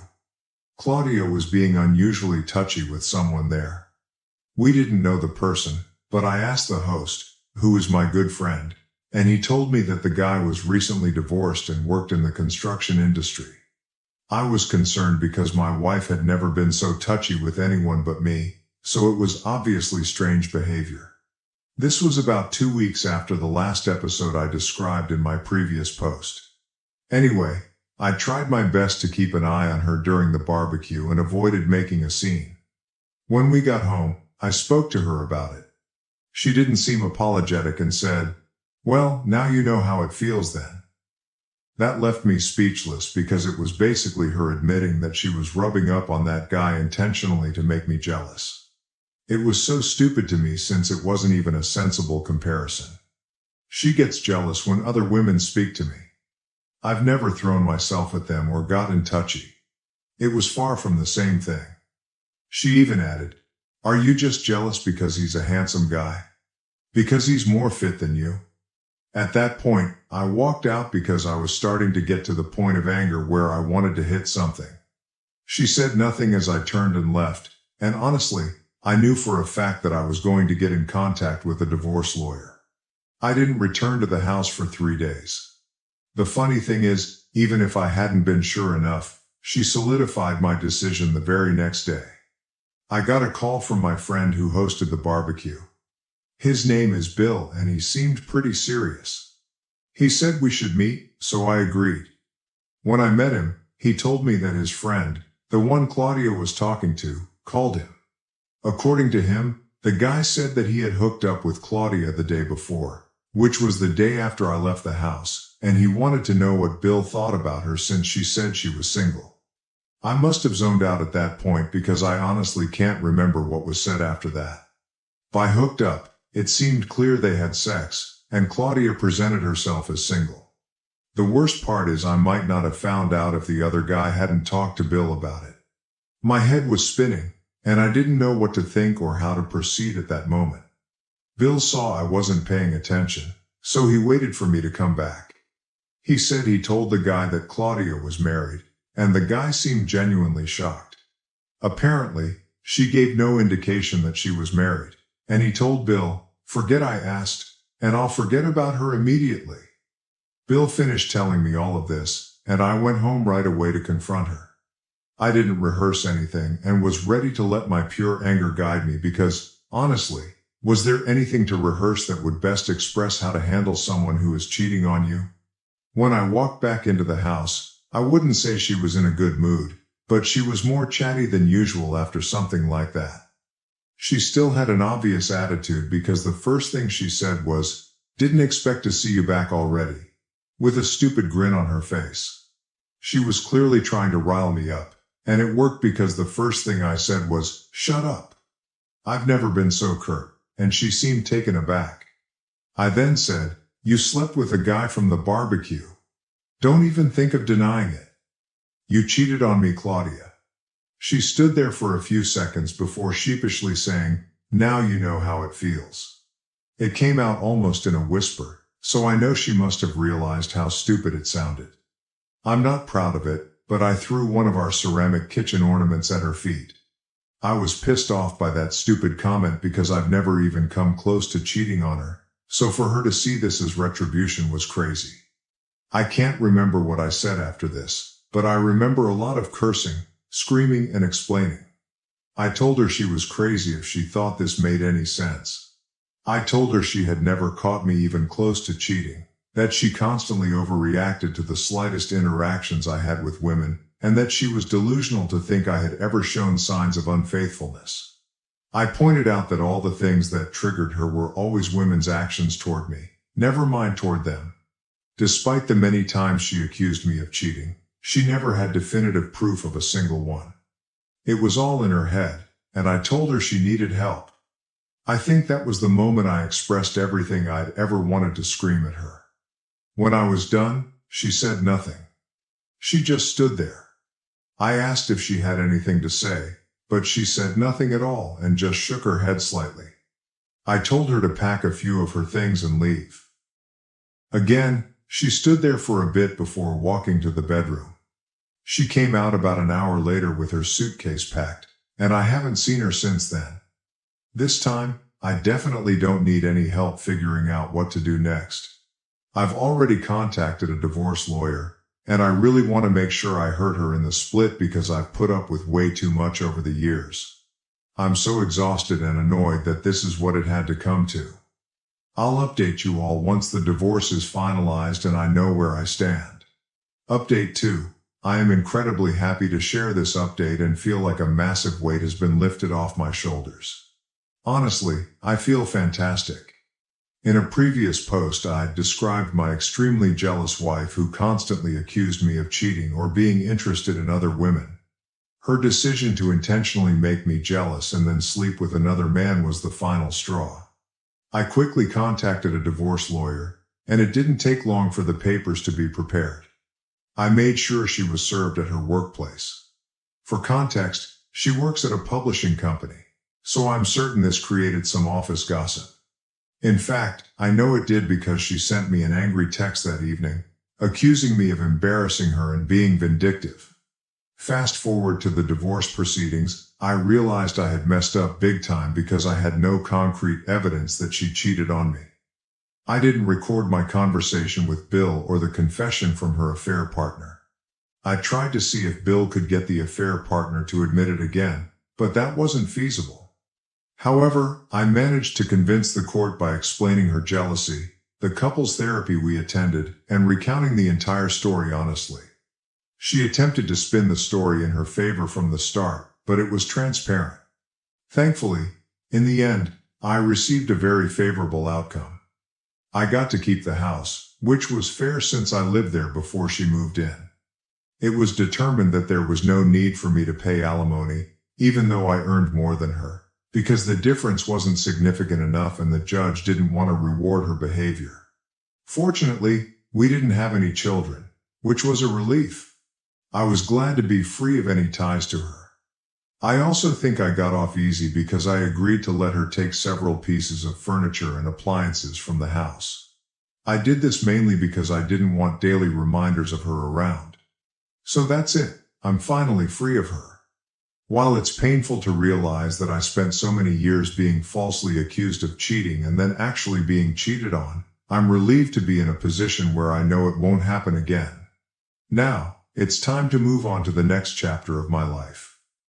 Am I the A for forcing my family to babysit for me? Why does my family expect me to babysit for my sister for free but get upset when asked to help? June 13th, 2024. I'm 19 and living at home, working a part-time job, doing some freelance work, and taking online courses to prepare for college next year. My 25-year-old sister had her first child 8 months ago. The father isn't involved and only pays child support. My mom is excited to have her first grandchild and is constantly offering to look after the baby so my sister can feel at ease working full-time and afterwards, will have some time for herself to relax. The thing is, about 70% of the time I'll be the one looking after the baby. And while I admit that I enjoy it and like spending time with him, I can't help but feel mad because they don't have any consideration for my time. Mom would drop the baby while I'm in the middle of my lessons because you can always watch the recordings later. Or just ask someone to tell you what it was about. Or when I'm working in my freelance stuff because looking after the baby doesn't really require much, when I complain about getting delayed in my projects. My breaking point happened last week when my mother and sister left the baby with me for a whole day because I mistakenly told them I didn't have to work and would be staying at home to catch up with some pending stuff and study. I told them both I was irresponsible and they called me a spoiled brat. That night, my grandma and other members of the extended family were calling and sending me messages about the importance of helping family, and to understand that my sister doesn't have it easy being a single mom.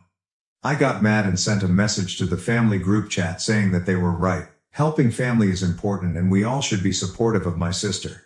I then proceeded to write a schedule in which all of us could take care of the baby. Because one aunt goes to visit grandma on Mondays and Wednesdays mornings, they could babysit those days. Friday afternoon, the eldest cousin and her siblings are at their residence. They could watch the kids at that time, and so on. I left early on Saturday mornings and late on Tuesday nights to watch the kids.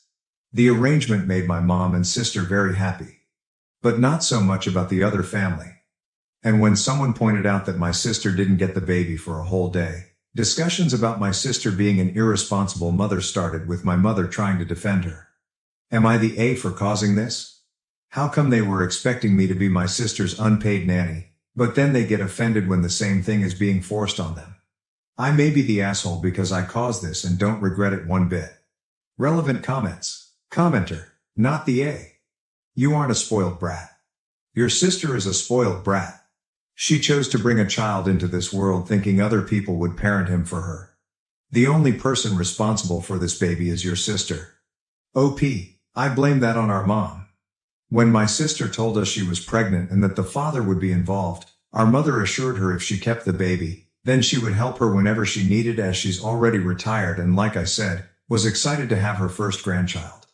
Commenter, if your mom assured her that she would be the one to help her whenever she needs it, why is she turning around and dumping the baby on you instead? OP, I might have a theory on that. Long before my sister got pregnant, my mom, sister and I were talking about the future, and the topic of marriage and kids came up. I must have been around 14 at the time, and I proclaimed that I wanted to be child-free. Mom didn't take it too seriously then and said, "You'll change your mind when you grow up." I haven't changed my mind. I believe that she is trying to persuade me that babies and kids aren't all that horrible since, on occasion, when I babysit, she would say things like, "Oh, I would make a great mother, and I'm so good with kids." But I'd prefer not to. Although I enjoy being an aunt and was quite happy to have a nephew, the incessant babysitting exhausted me. Being under pressure like this isn't helpful, but I might decide against having children in the future. Adoption or surrogacy are options I'm considering, and I'm sure my mom would approve of either choice. Sis getting a nanny or babysitter. I already suggested hiring a nanny several times, but my sister claims that she wouldn't feel at ease leaving her child with a stranger. I then agreed to babysit certain days according to my schedule, but they wouldn't respect it. I did get paid to babysit a few times, but they would make a big deal out of it and I would end up feeling guilty, so I stopped asking for any payment. Commenter, not the A. It's nice to help out every now and then when you can, but you have a life too. Your family shouldn't expect you to babysit and just be fine with it when you clearly have a busy schedule, and now that they have a taste of their own medicine all of a sudden it's a problem. OP, I think most of the problem is that they don't consider what I do aside from my part-time job, a tutor at a children's academy, worthy of being busy.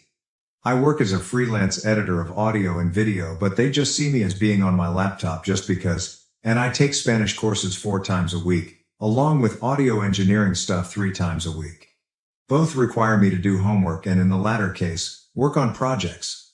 But they still don't consider that a big deal, and I'm honestly too tired of explaining to them why both are important. Commenter, I absolutely love this. Well done. How much time off from the child does your sister get at present? OP, I think it is easier to tell you how much time my sister gets with the baby. She's a paralegal at a law office, works from 8 to 5 Monday, Wednesday, and Friday. Between commuting and she and mom saying she needs time to eat and rewind, she gets the baby around 7 p.m. Thursdays are home office days, but because home office is still work, she won't watch the baby until the evening. On weekends, she'll take care of the baby on Saturday evenings and Saturday mornings unless she goes out for brunch or coffee with her friends, which isn't every Saturday, to her credit. Sundays are split half and half. We usually spend the first half of the day with extended family, and in the evening, the paternal grandparents visit to bond with my nephew. So, objectively, she does not really spend a lot of time alone with baby. Commenter, that was a beautiful way to address that. Everyone always says family until it comes back to them. OP, ha ha ha, thank you. I admit I got the inspiration after reading several Reddit posts and comments dealing with similar issues. What if I did, was how I felt. And while I don't particularly regret choosing that path, I worry a little bit that I may have gone too far. The family is having a lengthy conversation about this, as I mentioned. To another commenter. Honestly, I wasn't being all that serious. I mostly was angry and just wanted to prove my point. But given how it all blew up was way more than what I hoped for. Update. Same post. June 20th, 2024, 1 week later. Okay, a lot has happened. Honestly, I'm still not in the mood to provide a full update. The main points are, my sister did try to impose the babysitting schedule I made, and the family wasn't happy. Mom, my sister and I had a big discussion, and hurtful things were said on both sides. I'm currently staying with my best friend and his girlfriend, who are total sweethearts, but it's not a feasible long-term arrangement, even though they have said I could stay with them as long as I need. The family is complaining nonstop, and I'm feeling guilty because, technically, I'm the one who caused this by creating the schedule in the first place. Maybe I should have just sucked it up. I really feel sorry for my nephew. Sundays are when the whole family comes together, and this Sunday my mom's eldest sister, my grandma's eldest daughter, is traveling from out of state. This is significant since she is in a positive sense, the matriarch of the family and grandma's golden child. I'm anxious as well as hopeful. If anyone can solve this mess, it's her, but at the same time, I'm worried she'll blame me like everyone else. I'll provide a full update then. Also, sorry for not having the time to answer all the comments and private messages. Like I said, a lot of things happened. But here's some of the questions some people asked. 1. My relationship with my mom and sister was pretty good before my sister got pregnant. My sister and I always knew that she was more favored by our mom because they had more common interests, while I had a similar bond with my dad. This wasn't necessarily a bad thing. Think it more of it if one of us wanted to visit a friend or a specific favor, we knew which parent to ask. We would actually team up sometimes to convince them of something, me appealing to dad and sis to mom. Sadly, dad passed away 5 years ago. He was an amazing father and we were absolutely heartbroken, but the one good thing that came out of it was that it helped us bond. Dad loved classical music and was really into IT and programming. I would go to concerts with him and he got me into gaming. After his passing, Mom began to buy tickets to classical concerts and the 3 of us would go together as a way to remember him. We also went to watch Super Mario movie because my dad would have loved to be there, even if sis and Mom knew little of the franchise. So, things going this bad makes me pretty sad. 2. My job.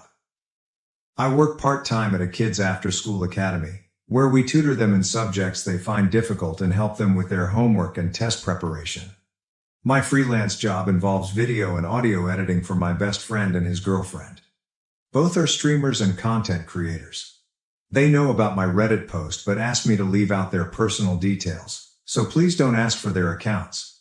I create one weekly video for her and 1 or 2 for him. 3. Do I pay rent? No, I don't.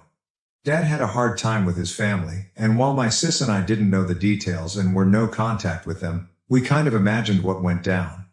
Mom promised to keep the house safe for my sister and me when Dad left it to her. They decided to accept us for paying rent as long as we cover our expenses ourselves. Sister and I cover our groceries, cell phones, and some services, and I pay part of their gas whenever they give me a ride because I don't have a car. 4. Extended family. As I mentioned, we have no contact with Dad's family. Mom, who is 50 years old, is the third of 4 siblings, the eldest aunt, the eldest uncle, deceased, who was the father of the cousins I mentioned in my first post, and the youngest uncle, who is 39 years old and single. Grandma is currently 77 years old. 5. My nephew's dad. He and my sister were together for about 2 years. When she found out she was pregnant and decided to keep the baby, the relationship ended because he is child-free. A paternity test was conducted after my nephew was born, confirming he was the father. He pays child support but has no contact with the baby.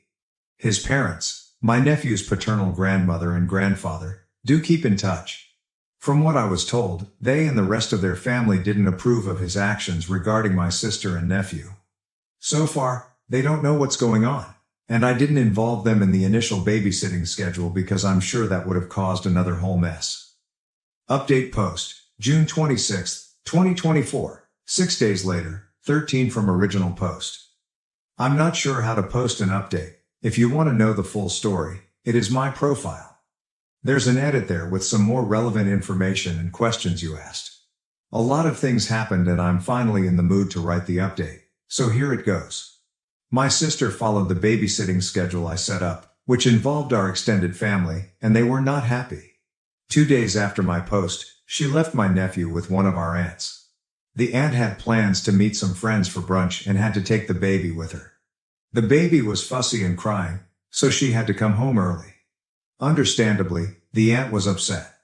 I had agreed to babysit the next day, and that's when things started to go downhill. My nephew is usually comfortable with me, but this time he was very fussy and coughing, which seemed odd. Mom wasn't home, and I tried calling her, but she didn't answer until about 2 hours later. When she finally came home and checked on my nephew, he had a slight fever.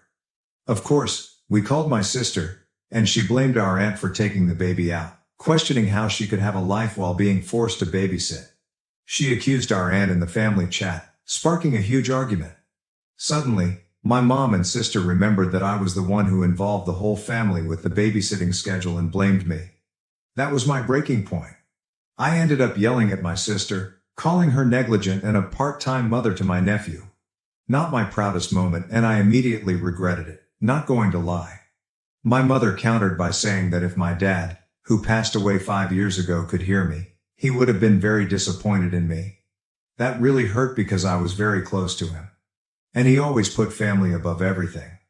Still, I was mad and said that I expected my sister to reimburse me the amount I took from my college fund in full. Again, not my proudest moment, and I immediately regretted it, not going to lie. Some background. When my sister and I were born, Dad and Mom set up a college fund for each of us. Dad always encouraged us to study and improve ourselves. When my nephew was born, I took $5,000 from my fund to start one for him in honor of my dad, as I'm sure he would have done the same.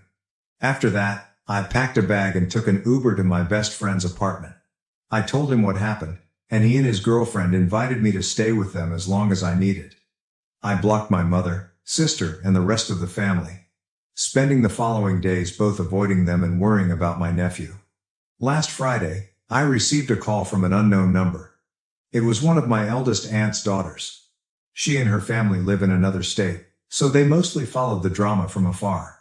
My cousin told me they were coming to visit and my aunt was going to have a serious talk with all of us. Not going to lie, I was really nervous. I think I mentioned this in my previous post. My mom, who's 50 years old, is the third of 4 siblings. We'll call them Rose, eldest aunt, Mario, eldest uncle, deceased, father of the cousins I mentioned in my first post, my mom, and John, youngest uncle. There's also Jane, Mario's widow, and the aunt I mentioned in this post who took out the baby. Rose is pretty much my grandma's golden child in a good way. She's the second mother to her siblings and overall a very strong woman. She and her husband have 5 adopted children, and due to their complicated logistics, my uncle and 2 of his sons are doctors, and the youngest of that set of cousins is in college. Hearing that they are suddenly coming over was a very big deal. Sunday arrived, and my best friend and his girlfriend accompanied me to my grandma's house for moral support. Rose and her family were already there, and I spent most of the time avoiding my mom and sister. Deep down, I knew my mom wouldn't dare to yell or confront me in front of Rose, as she's afraid of making her angry. After a few hours, Rose finally addressed the elephant in the room. It was a long emotional discussion, and we all ended up crying. I'll sum up the main points. 1. Baby nephew is a human being, not a stray puppy to be passed around. He needs some stability. 2. Stop with the if you couldn't afford to or didn't want a child, why did you have one? Comments. My nephew is here, and he's not going anywhere, so let's focus on solutions. 3. To my sister. As a mother, you need to learn to put your child first. While it's okay to rely on help sometimes, don't do it all the time. It's bad for the baby and burdens others involved. 4. To my mother. Stop enabling her. 5. To the rest of the family. Unless you're willing to offer some solutions, don't meddle in other people's affairs. 6. To me, about the babysitting schedule. Well done, kiddo. And I cried in relief. My sister then admitted that while she loves my nephew, she felt unfit to be a mother and wasn't fully conscious of the responsibility it would take to raise him. Apparently, my mother was aware of that, and her response was to make me babysit my nephew in order to make my sister feel less stressed out. And yes, to make me hopefully change my mind about having kids in the future. Rose also talked to Mom about that. Rose then said that, worst case scenario, she and my cousins talked and either her eldest son and daughter were willing to adopt my nephew. Apparently, both discussed it with respective spouses and all on board if it came to that. To be honest, while it is good that my nephew would be in a loving and safe home, Rose and my cousins are amazing people. It would hurt not seeing him as often anymore. Rose emphasized to my sister to think it carefully and that if it came to that, it would be a permanent adoption, not a daycare service where she could dump him for days, weeks, and then pick him up later. That's mainly it. My sister will be seeing a therapist next week. Mom and I have apologized, and I clarified I didn't actually want to be reimbursed for the money in my nephew's college fund. And some members of the extended family also apologized for pressuring me to babysit in the first place. I'm back at my house and have compromised to babysit 3 times a week, all according to my personal schedule and for a reasonable period of time. During one of those 3 times, my sister will be joining me, as she admitted she felt she didn't really know my nephew and haven't really bonded with him. So, since the baby is somewhat attached to me, the 3 of us will be spending some time together. Overall, I think it was a good resolution, but time will tell. I really hope my sis will improve and be the mom my nephew deserves. Thank you all for the support and the comments. Whenever I felt that what I did was wrong, your comments really helped to lessen the guilt, and some of you even make me laugh. Hopefully, this will be my last update. So, thank you all. I had to protect my husband's niece from a pit bull attack while he ran off. I've been ignoring him since then. Should I forgive him for this? I'm going to start with this. I'm still a bit traumatized. I will be finding someone to talk to, and a friend made this account for me because I am not a frequent user. I don't know if the pit bull made it. I haven't asked. My husband, his niece, nephew, and I were in our backyard. I assume our gate was open. I can't remember. The pit bull came out of nowhere and latched onto his niece, 5F. My niece screamed. I turned and kicked it with all the force I could manage. I was lucky enough to hit it in the jaw somewhere that made its jaw dislodge. My husband, who had been a few feet away, shouted something like, "Whose dog is this?" I told him to get our bear spray from the house. I was in a panic. I am an animal lover, but it was so insane. The pit bull seemed almost rabid. In hindsight, I don't think it was. It wasn't foaming at the mouth. It was just crazed. My husband ran, but not towards the house. He literally ran out the fence gate and shut it behind him, not towards his niece or nephew, who was also present in an outdoor bassinet that I managed to toss onto the picnic table to make sure it was out of the dog's reach. While holding his niece over my shoulder, I put her on the BBQ to keep her out of reach. The dog was literally jumping and snapping, and I was worried that if I tried to carry her, I'm short, it would manage to grab her out of my hands. It chased me when I ran for the shovel, but then I swung at it. And I swung until it stopped. I don't think I will ever forget the sound or feeling. It was so high stress I didn't even realize that it had bitten me twice. I haven't spoken to him for a full week, even though we live in the same house. I didn't ask where he went. He only came back a few minutes later to pack us into the car and drive us to the hospital. He's getting angry that I'm giving him the silent treatment, but I feel like it's his fault that I had to possibly end that animal. If he had gotten the bear spray, I literally keep it in my purse in case I'm ever attacked by an animal or otherwise, then I don't think I would have needed to do what I did. It was literally just inside the door. He knows where I keep it. Instead, he took off to God knows where. Me and 2 children, that I'm not even related to, could have died. It might not even be relevant, but I don't even like kids. I am staunchly child-free, and he is the one who offered us up to babysit for the weekend. I don't know. Is this grounds for divorce? I'm not sure I can even look at him. Any attraction I had to him is pretty much gone. He tried to touch me yesterday, just to move me so he could pass, and I smacked his hand away without even thinking about it, like he was some stranger at a bar, because it was literally jarring. He's just been skulking around, trying to talk to me, then getting frustrated, then skulking more. I wasn't expecting him to be macho and fistfight the freaking dog, but at least follow instructions. At least not leave me in a life and death situation with a toddler and an infant. Should I be able to chalk this up to in the moment panic? I don't even know if I want to hear him out. Relevant comments. Commenter. If it makes you feel better, that dog would have been considered dangerous and put down either way. You defended yourself and the children from an unprovoked attack. You were so courageous and saved the kids' lives. Be proud of yourself. OP, I know that consciously, I think, but thank you for saying that because I just feel so terrible. Commenter, downvoted. He absolutely might. Do it again. Would you feel differently if he told you that he was bitten by a dog when he was small, and he just couldn't stop himself from running away? I'm not trying to excuse him. People have flaws, and you have to decide if you can tolerate them or not. OP, no, I wouldn't really. Seeing as I was attacked pretty badly by a dog when I was young, around 10, 11, I still have scars on my thigh. I still like dogs, and I would like to think I reacted appropriately in the situation. Those kids could have died. I could barely stomach explaining his niece's injuries to his sister. I was bawling, apologizing that I didn't do more. I can't imagine if something worse had happened. To a longer comment, we used to camp. I had trusted that he would be able to react appropriately. Also, he doesn't have any childhood incidents regarding animals that I know of. I actually do. I was attacked by a German Shepherd pretty badly, but I still like dogs. Commenter, downvoted. Fight, flight, freeze, or fawn. Everyone reacts differently to treat stress. In the middle of a crisis, some people panic and cannot follow instructions or even hear instructions. They're just in flight or freezing. These reactions aren't really something we can control. I mean, you don't even like kids, and your instinct was to protect and fight. I'd talk to him about it. OP. I'm trying to. I keep telling myself to try, and then I see him, and I remember him freaking running. I don't know if I want to be with someone whose reaction is flight at all, even if it comes naturally. One more thought from OP. If his niece and nephew had died, I just don't think anyone would give a damn about his instincts. That's the thing, because they could have. Why should he have to protect you? Would you protect him?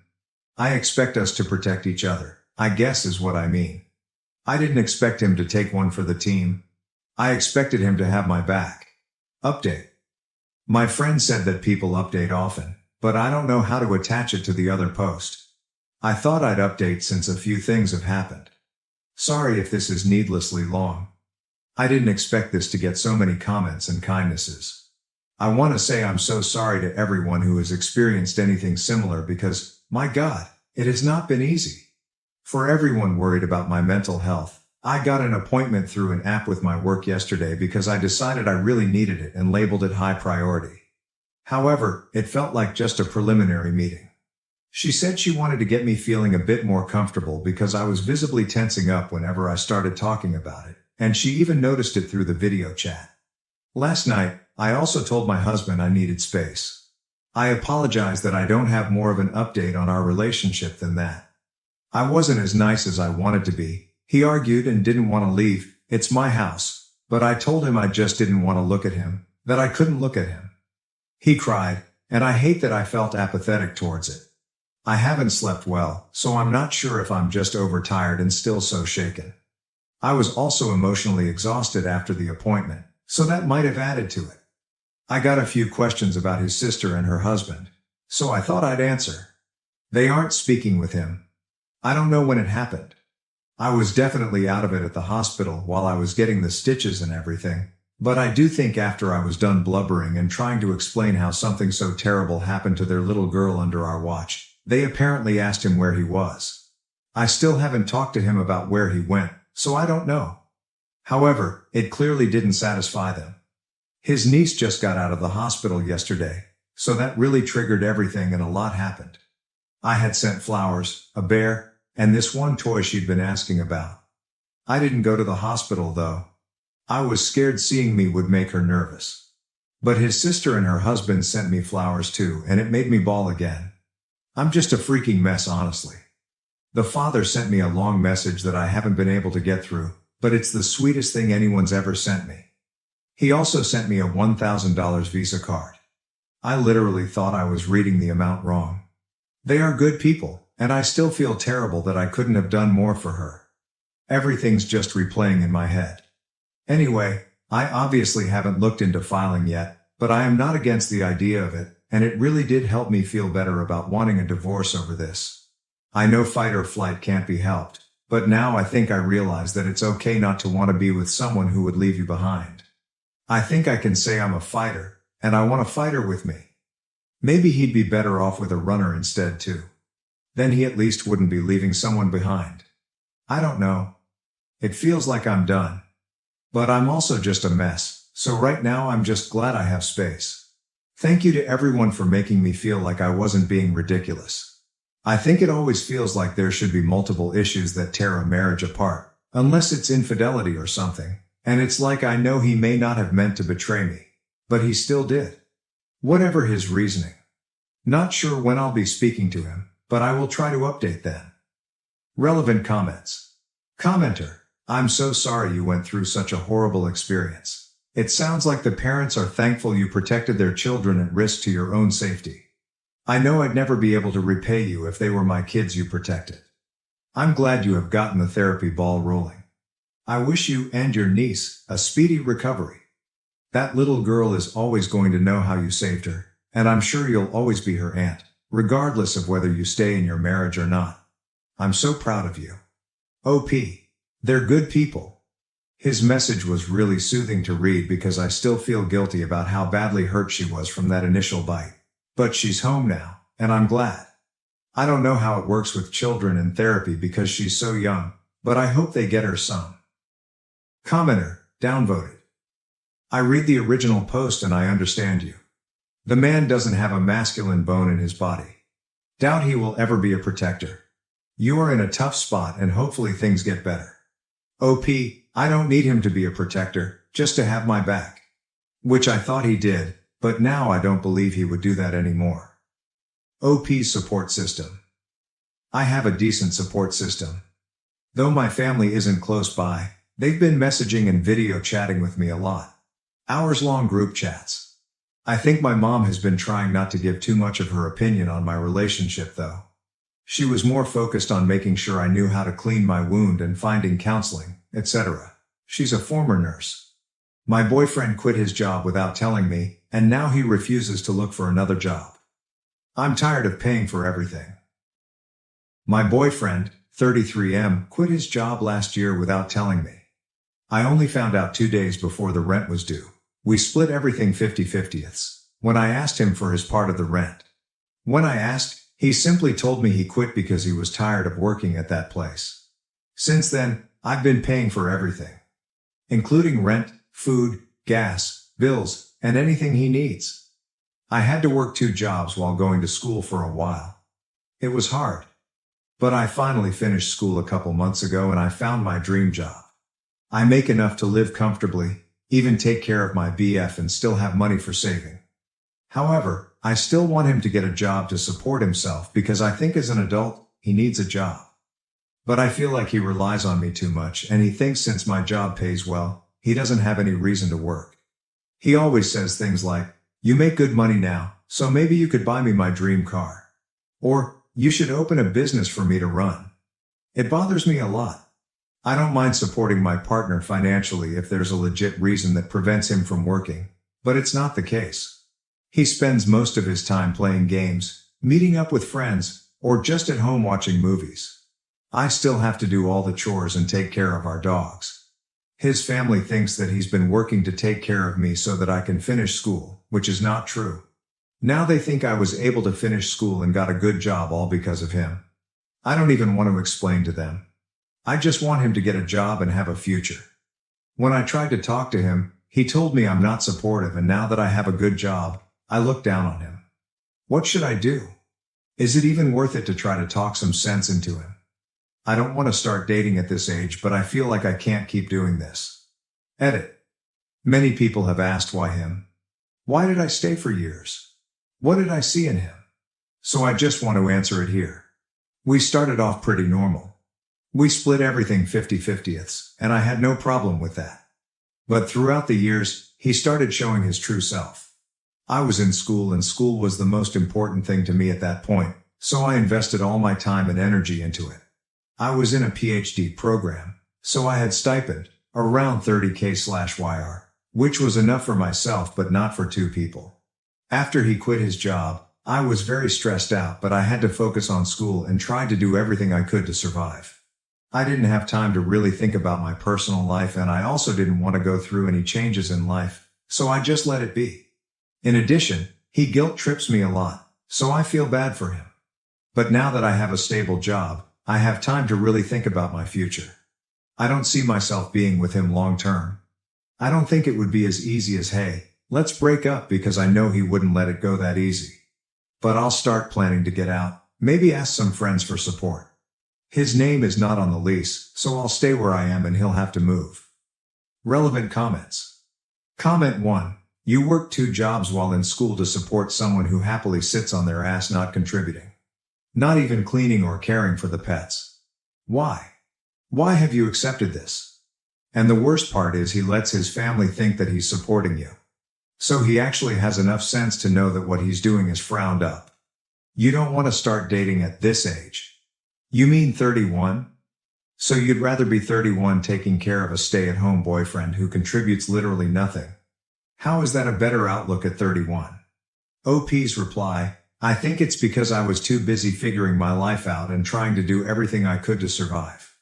All I did was work and go to school. I didn't really have time to think about my personal life. Now that I have a stable job, I have time to think about my life more and more. I need to end this and take care of myself.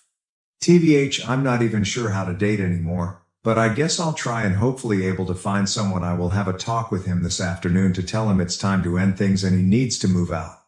He will probably give me the "my life is miserable" talk again. But I think reading all these comments makes me realize I should feel bad for myself and not for him.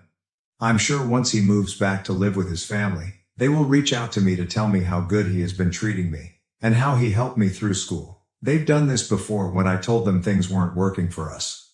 I will tell them everything this time. Comment 2. You were in a PhD program. You are intellectually smart. Apply that to your emotional and financial intelligence. If you were a classmate when this happened, I can tell you the other grad students would ask why you were still with him after a grace period of a couple of months. Leave and rebuild your life. OP's reply. I haven't told any of my family and friends about the situation because I'm kinda ashamed of it. My friends would probably think I can't be this stupid. But two of my very close friends did tell me that I deserve better, just based on the way he treats me in front of them. I will have a talk with him this afternoon, and a couple of my friends will be waiting outside, in case he gets physical or refuses to leave. Wish me luck. Update 1. It's been 2 months since I posted about my situation on this sub, and I just want to give you an update of how things went after I made that post. Before I go into the details, I just want to say I really appreciate everyone here. After I resolved everything, I occasionally would go back to my original post and read the comments to remind myself that I've done the right thing. After posting on here, I went home from work that day and asked my friends to come over but stay in the parking lot while I sort things out with my now ex-BF. Before I could even start the conversation, he told me his friend got a new car recently and how I should get him a car since I can afford it. I got really upset and told him he could have got himself a car if he was working. I told him how stressful it has been for me with him not working and fully relying on me. He started the "my life is already miserable and you're not being supportive" talk. I was sick of it. So I said I wanted to end things here and he needs to move out ASAP.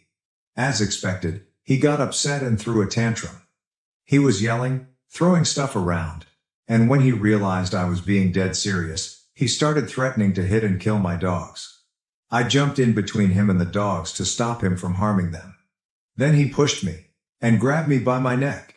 I was able to get him off of me, put the dogs into a room, and called my friends to tell them to come in and call the police. He was trying to hit me, but my friends got there in time. I think he got scared when he saw my friends showed up, so he backed down but still verbally told them to get out of the way or he would hit them too. The police came.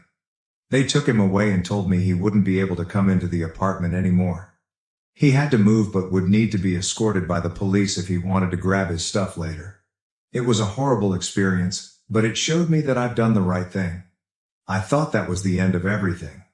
But his auntie called me when she found out, and tried to gaslight me saying that he didn't do anything wrong and I was just upset, so I called the police. I told myself that I no longer have to deal with this bullshit. So I told her to leave me alone and hung up. His family would continue to harass me but stopped when I threatened to report to the police. I continue to pay the rent and bills like how I've always been doing. The only thing that's changed is I'm now so much happier. I'm the happiest I've ever been in years. I just got a promotion last week. I've been spending time enjoying life, with the extra money I have since I no longer have to pay for his expenses. As for my ex, he's moved in with his aunt. I got a protection order, so we are not in contact at all. Relevant comments. Many people congratulate OP and wish her well. OP responds, "Thank you. It feels great to wake up in the morning and not have to worry about what kind of crap he is going to give me today. And OMG, the extra saving that I have since I'm not longer financially responsible for a full-grown adult. Thank you. I've realized that all the uncertainties that I had before really don't mean anything. My life is only getting better and I've received all the support I need from friends and family and people on Reddit too." Comment 1. How long were you in that relationship?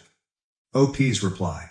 I was in that relationship for 8 years. Comment 2. I hope you changed the locks. And why didn't you tell his family about his refusal to work? I hate that they think of him as the victim now, and that you used him to finance your studies and then dropped him. OP's reply. I haven't mentioned this, but his family is the type of people who it doesn't matter what he does, he's always right to them. I knew even if I told them that he refused to work, his family would still defend him and make excuses for his behavior. It has happened with other things before. But his family can take care of him all they want now. I didn't put this in the post because I didn't want the post to get too long, but when his auntie first called me, she told me if I kicked him out he wouldn't have anywhere to stay because she couldn't let him stay with her. I knew she was just saying that so that I would feel bad and wouldn't kick him out. So I told her it's none of my business and he needs to figure it out himself. Guess what? He moved right into his aunt's house after he was released. Comment 3. OP, will you be able to move? Given he seems unhinged, What are the chances of him coming back in a later date? He already has escalated to violence and seems like he has gotten his rotten morals from his family who enables him and may do the same. I read way too much RA and Baru hearing how bad things escalates. I hope you're able to do the following: filing a restraining order and documenting all instances of the abuse that has escalated. Consider moving and keep the information where you move to the down low. Plus, a change of place may do wonders for your mental health. Invest in a Ring doorbell cam. It's for your safety and the dog's. Alert your rental, app or property that he is not allowed unless on a scheduled time to pick up his stuff. Find a safe space for you and your animals, in case he escalates again. Anyone who has gone to his manic level of harming you and animals will repeat until they find another obsession. He is an abuser and he's at the stage he lost control and is going berserk but may also be biding his time. Better be overly cautious than not. I hope you be fully free of him. OP's reply. I'm planning to move to a new place soon, and it's nicer. And closer to my work too, since I can now afford it with the extra money I have. I have no doubt he's capable of harming me and I'm honestly not sure if he would leave me alone.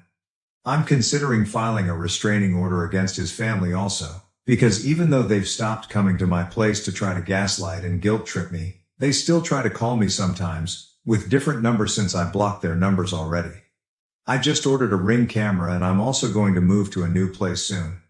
He doesn't even know where I work because he didn't care. He'd never taken me to work or even asked what company I work for. He only asked about my salary when I told him I got a new job.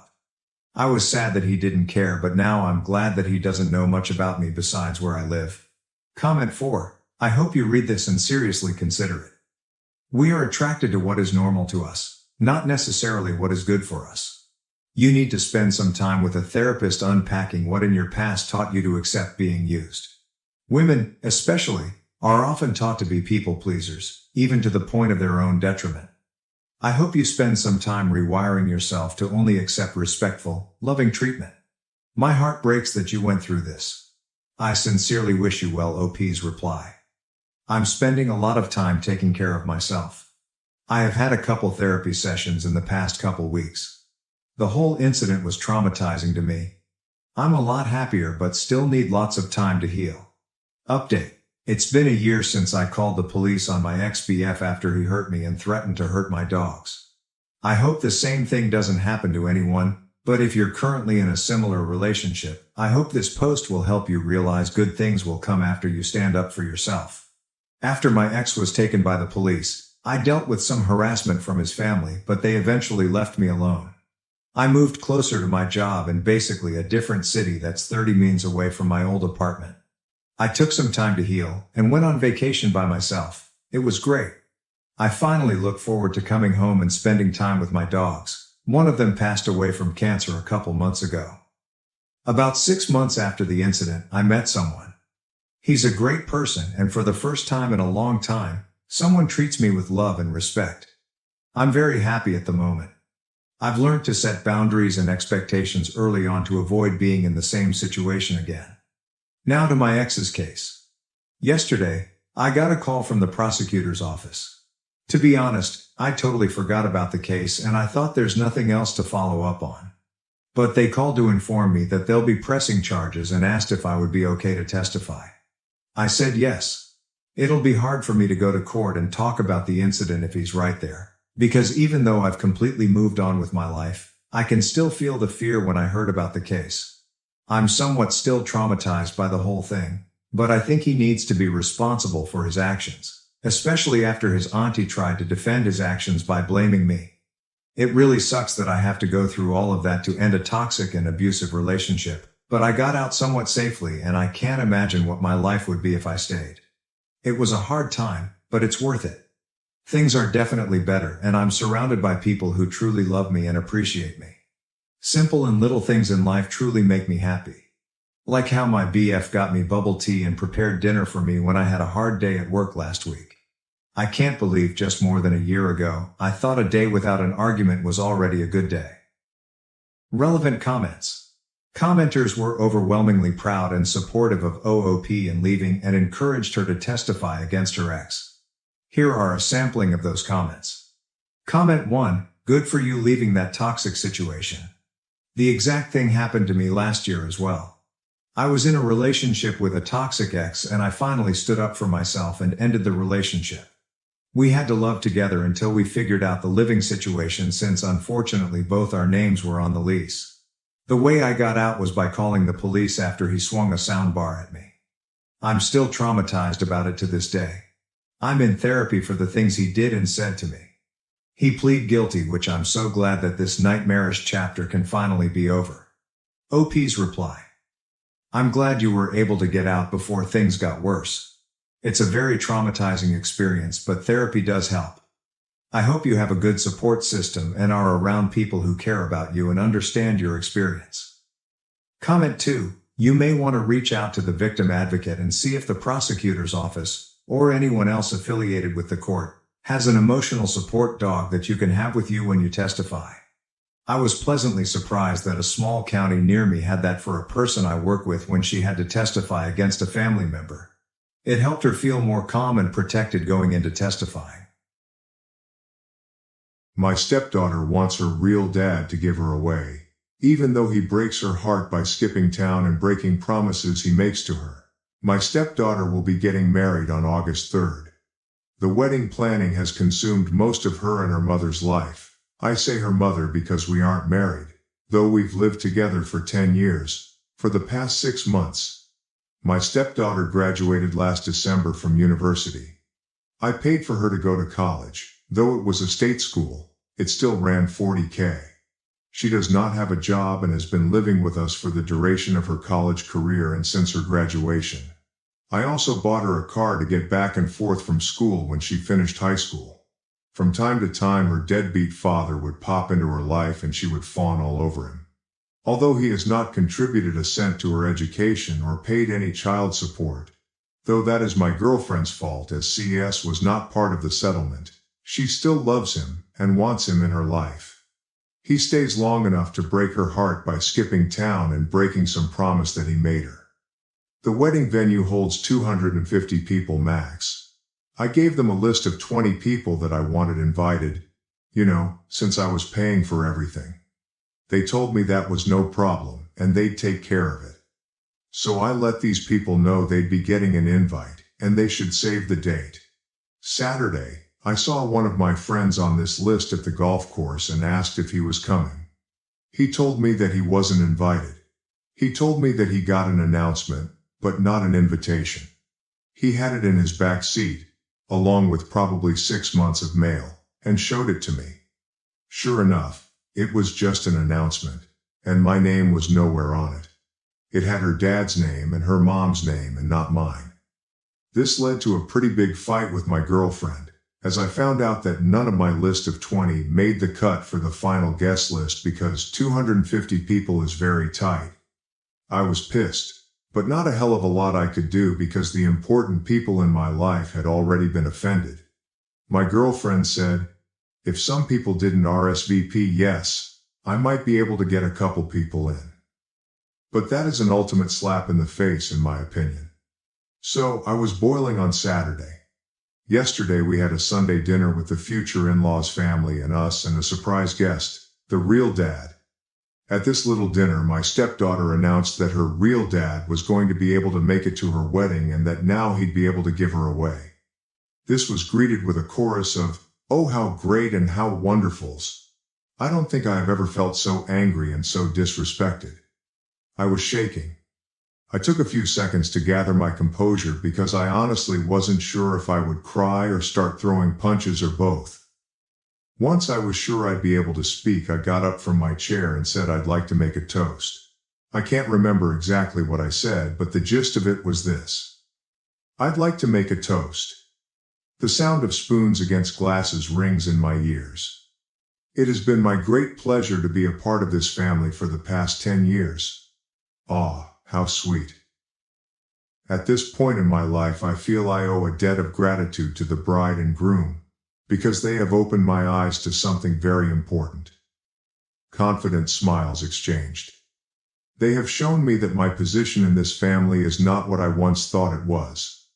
And now a glimmer of confusion and shock begins to spread on the faces in the room.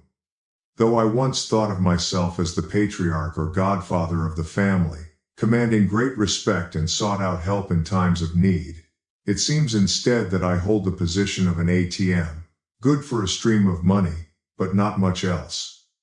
As I have been replaced as host, both on the invitations and in the ceremony, I am resigning my financial duties as host to my successor, Real Dad. So cheers to the happy couple and the path they have chosen. I finished my drink. You all can let yourselves out. Is this selfish? I'm supposed to shell out 40-50 grand for a wedding that I can't invite anyone to? That I am not a part of? I'm so done with this crap. I'm done with my stepdaughter. I'm done with my girlfriend. I transferred the money out of our joint account last night. She has not had a job since she moved in with me. This morning I called all the vendors I had written checks for deposits to refund my money. At present, it looks like I'll lose around $1,500 for the venue, but the other vendors have been great about refunding. Too long. Didn't read. You want your real dad to be on the invitation, to give you away and to sit at the head table. Fine, your real dad can pay for everything too. Update 1. The immediate aftermath was a tantrum and people sitting there mumbling while not actually saying anything to me, but to each other. After much yelling with the GF about me being selfish, I spent the night in my home office and no one knocked on my door, not once. Today's aftermath is kind of depressing for me. GF brought me bride's wedding planner to show me how much work I was ruining. I thumbed through it, found a page in the music section for father-daughter dances. All of the songs were catered to Real Dad's taste. So I thought they were just being disrespectful, but now I'm feeling like they never really gave a crap at all, especially since the menu included 2 ingredients I'm allergic to. That actually made me laugh. Either way, I'm glad to be done, returned to the planner and asked her when she and the bride could move out. Also, I never promised to pay for the wedding. I offered them the use of my home when they were sure it was going to be small, but other than that, all I've heard is how it's the bride's family that should pay. So, let it be the bride's family then, aka, not me. Final update. Girlfriend and bride are now moved out. They are moving in with the groom. It was very hard not to be petty with some of the belongings they took with them, but it's done and I switched out the locks and now it's time for a brew. I can't believe how popular this story got, but I feel good to be given support by so many. If I find out what happens with the wedding, I will let you know, but I can't guarantee that I will put in the effort to find out. From what I've heard, they are trying to scale things back and get his parents to help out. GF burned bridges when I found out she tried to write herself a check on our joint account the day after the unpleasantness. By then I had already moved money, so I guess I'm a bigger ass than her, but I could feel it coming. That's all. Thanks. When my late husband's ex-wife passed away, I had to decide whether to adopt his children. We haven't seen each other in 2 years. Hello, I of course know how awful this sounds. But it is a recent development and I'm unsure if I'm completely in the wrong. Before I married my husband, he had 3 children with his ex-wife who were 2, 5 when we got married. His ex was still bitter. I say this in the most respectful way possible. But it's true, as they had only been divorced officially for a year. After that, custody was a big issue with us, with her and my husband fighting for full custody. Unfortunately, we only ended up getting weekends and the complete months of December and July while they were out of school. So it goes without saying I wasn't much of a mother figure to them rather than their father's wife. My husband passed away 2 years ago in an accident and I haven't seen them aside from the funeral in all that time. His wife called me up sometime last month to reveal she's suffering from a terminal illness, a brain tumor, and that she was hoping I could take in the children after she passed. Both her and my husband's parents are far too old to even care for themselves completely. I still take his mother grocery shopping as she can't do it alone, and that there was no one else who would be able to care for and support the children in a proper way. She said her sister suffers from addiction, and I'm not sure if that could be something the state would consider if there was truly no one left. I told her I'd consider and needed to think it over and would call her in my mind. I feel that even though it's heartbreaking that she has to consider who will care for her children when she's dead so soon, but I'm not sold and I don't want to jump in with full custody of 3 children who I haven't seen in 2 years. OP adds more information in the comments. For people who thought it was relevant.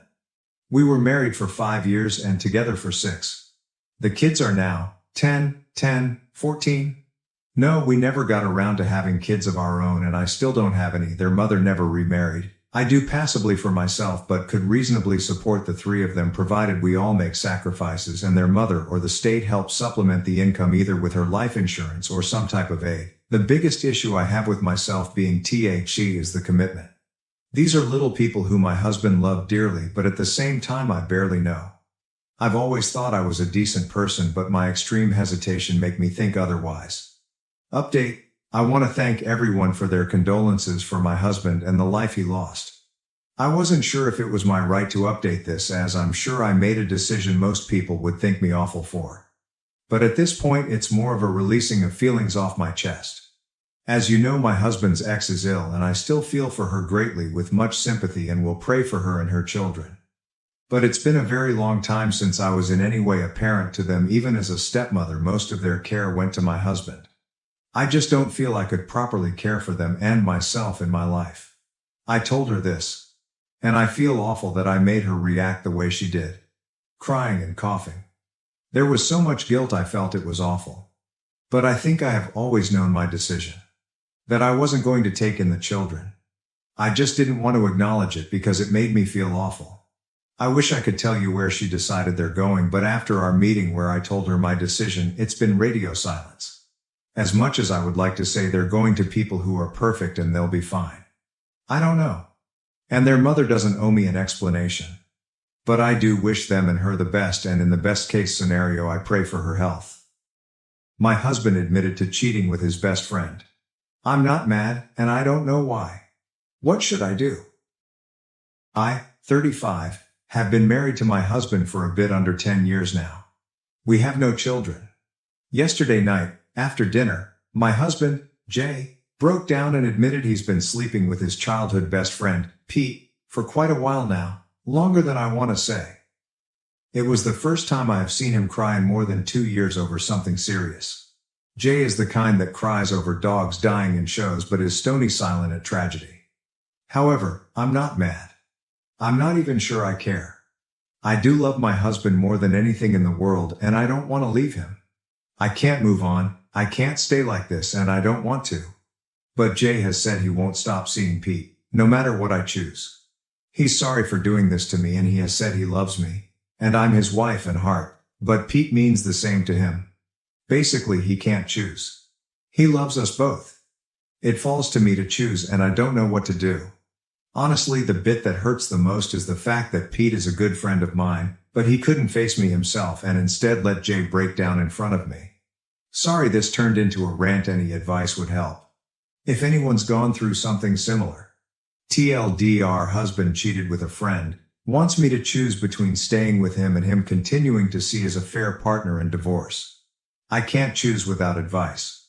I want to stay with him. I honestly don't feel anything about this affair, honestly. Edit. It's come up a bit, so my husband has been openly bisexual since before I even met him. Peter is bi or pan. He's dated guys and girls, and others, in the past. No one in the last 3 years to my knowledge. I'm straight. Edit 2. Since apparently I have no self-esteem, I guess I couldn't possibly have 4 degrees, a PhD, make roughly $120K a year, be the main provider for the household, run my own business and go to the gym twice a week. I know I look good. I actually have a rather large ego about myself. This honestly has nothing to do with self-esteem. I don't know where it reads that I'm a poor little girl who got in over her head by a big strong man, but I can bench press Jay and wait. I know what I'm worth and I know I want Jay, so. Relevant comments. Comment 1, leave OP. I don't know if I should though. We're happy. We can still be happy. Throwing that away seems, I don't know. Comment 2, so you don't mind sharing your husband. How many nights a week will you get to be with him? Or will his friend be moving in with you? OP, I don't know. He's managed to be with Pete enough in the time we currently have. I don't know how it would change if I stayed. Comment 3. What I don't understand is, why don't you want better for yourself? He told you he doesn't care if you stay or leave. But Pete? He stays, I think, because he cares about his relationship with Pete. How do you stay with someone who doesn't care if you stay? He doesn't want to fight for this relationship. You yourself said you don't care that he cheated. You are financially independent. What's keeping you from just ending it and moving on? You say you love him, but if you did, wouldn't you care that he's cheated for years with a person you considered a friend? Wouldn't you care that he's chosen his relationship with Pete as the one he can't let go of? OP, must be how I wrote the post, sorry. Jay does care, he just can't choose and doesn't want to force me to choose. He's staying at a friend's house, not Pete's. I double-checked. He's staying with a married couple of lesbian friend we have, so he's not cheating with them, right now, so I have the house and quote, as long as I need to do anything. Is it bad that I don't really care that he cheated? I have some heartache of the lies and who it was with, not that it was a man, but Pete, but the actual cheating itself doesn't bother me too much and I honestly think I could just move on, ignore it or somehow work with it. Update. After reading all your advice I chose to ask for space, which he, J36M, freely gave. He was staying at a friend's house when I called, I couldn't face him yet, and asked. This helped to confirm what I already knew, he was indeed staying with our mutual friends. A married lesbian, both 36F couple, so no, he didn't run to Pete, 36M as some of you thought. I was leaning towards separation after reading your advice. Well, a few days after I requested space, I decided to ask for separation officially. To cut a long ice cream and tear-filled 3 weeks short, I caved and called him. I did not beg for him back or anything like that. I asked him out for a walk and we had a long talk. It was a fair while ago so I can't word for word type what was said, but it boiled down to this. 1. I still love him no matter what. 2. He still loves me no matter what. 3. He loves Pete no matter what. 4. He does not value either of us above the other. When he spoke about me leaving but him not leaving Pete, he was giving me an out more than anything else. Jay would be destroyed if I chose to leave, but he didn't want me to stay if I truly didn't want to, which is why he didn't beg for me to stay. After this talk, we stayed separate for a few more days. About 7 weeks ago, Jay moved back home and Pete came over for dinner. That talk was longer, harder and contained more personal details that I do not want to share here. But the points were as follows. Jay and Pete have not been together as long as I feared. It's about 28 months, not since they were teens. Pete truly didn't want me to get hurt and he was the one pushing Jay to be honest with me. Pete is gay, but he dated girls in the past. Neither of us are attracted to each other and we are not together. We are all going to individual and couples and group therapy. Couples are each of us as. Me and Jay need to work out our marriage and emotions. Pete and Jay need to work out the secrecy and talk through their own relationship and Pete and I want to work on working together. Something I should have mentioned but didn't due to the fact I knew how Reddit would react, is I'm asexual. I am not in any way sexually attracted to my husband, or anyone for that matter. However, I choose to have sex with him as I know he enjoys it. I still have a libido, I just don't feel the need to have sex. When I have sex with Jay, rarely, once every 2-ish months, it isn't a chore but more a more intimate cuddle. Jay knows this and has known this our entire marriage. In fact, he was the one who helped me figure out I was asexual. If this is hard for you to understand, remember attraction choices. Asophobes will be blocked with no reply, honest questions can be answered. So yeah, that's my story. I can take further questions in the comments. TLDR, we separated, cried, got back together, are happy. I got a promotion and we are all in therapy together and individually. Relevant comments. Comment 1. Sorry I'm a bit confused. Are you guys a throuple minus the sex? Or did you get back together with Jay and accept he has sex with Pete? Also, does that mean you now don't have to have sex with Jay out of obligation anymore, because he's getting his needs met by Pete? OP, me and Pete are not together. I don't know if I will have sex with Jay again. It's something I'm working on in therapy. How do I tell my host mom about her son's weird behavior? I feel like she won't believe me, and I don't know what to do. Original post, July 1st, 2024. I never thought this would happen.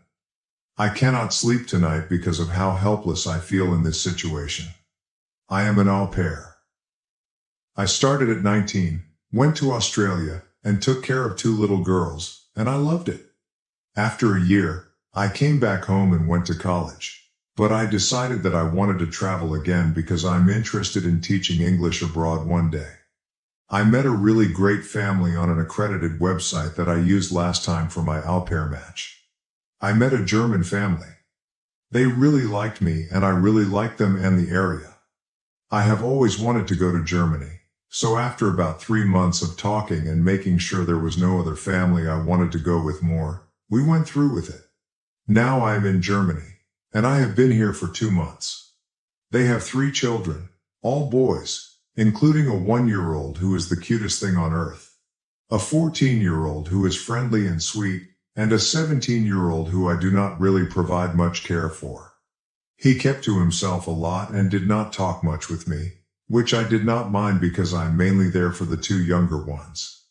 But some weird things started happening. I began to notice that he started staring at me a lot whenever we were alone, or even at family dinner. He walks up to me at times and it sounds like he's asking me questions in German, but I can't understand him. The oldest boys can speak English. When I tell him I don't understand him, he just walks away. I asked his brother once what he asked, and he said it was something bad, and he's told his brother to stop, but he won't listen. Then, over these past 2 weeks, he's made accidental contact with me. Sometimes he will brush up against me even when there's enough room for us to not bump into each other. 1 or 2 times, when this happened, I felt something on my waist, like his hand, but I thought maybe it was an accident. Now that they're out of school, we're alone at the house during the day while the parents work, and sometimes when I'm playing with the baby he will come and play with the baby too, but he will be very close to me, like to the point where I have no personal space.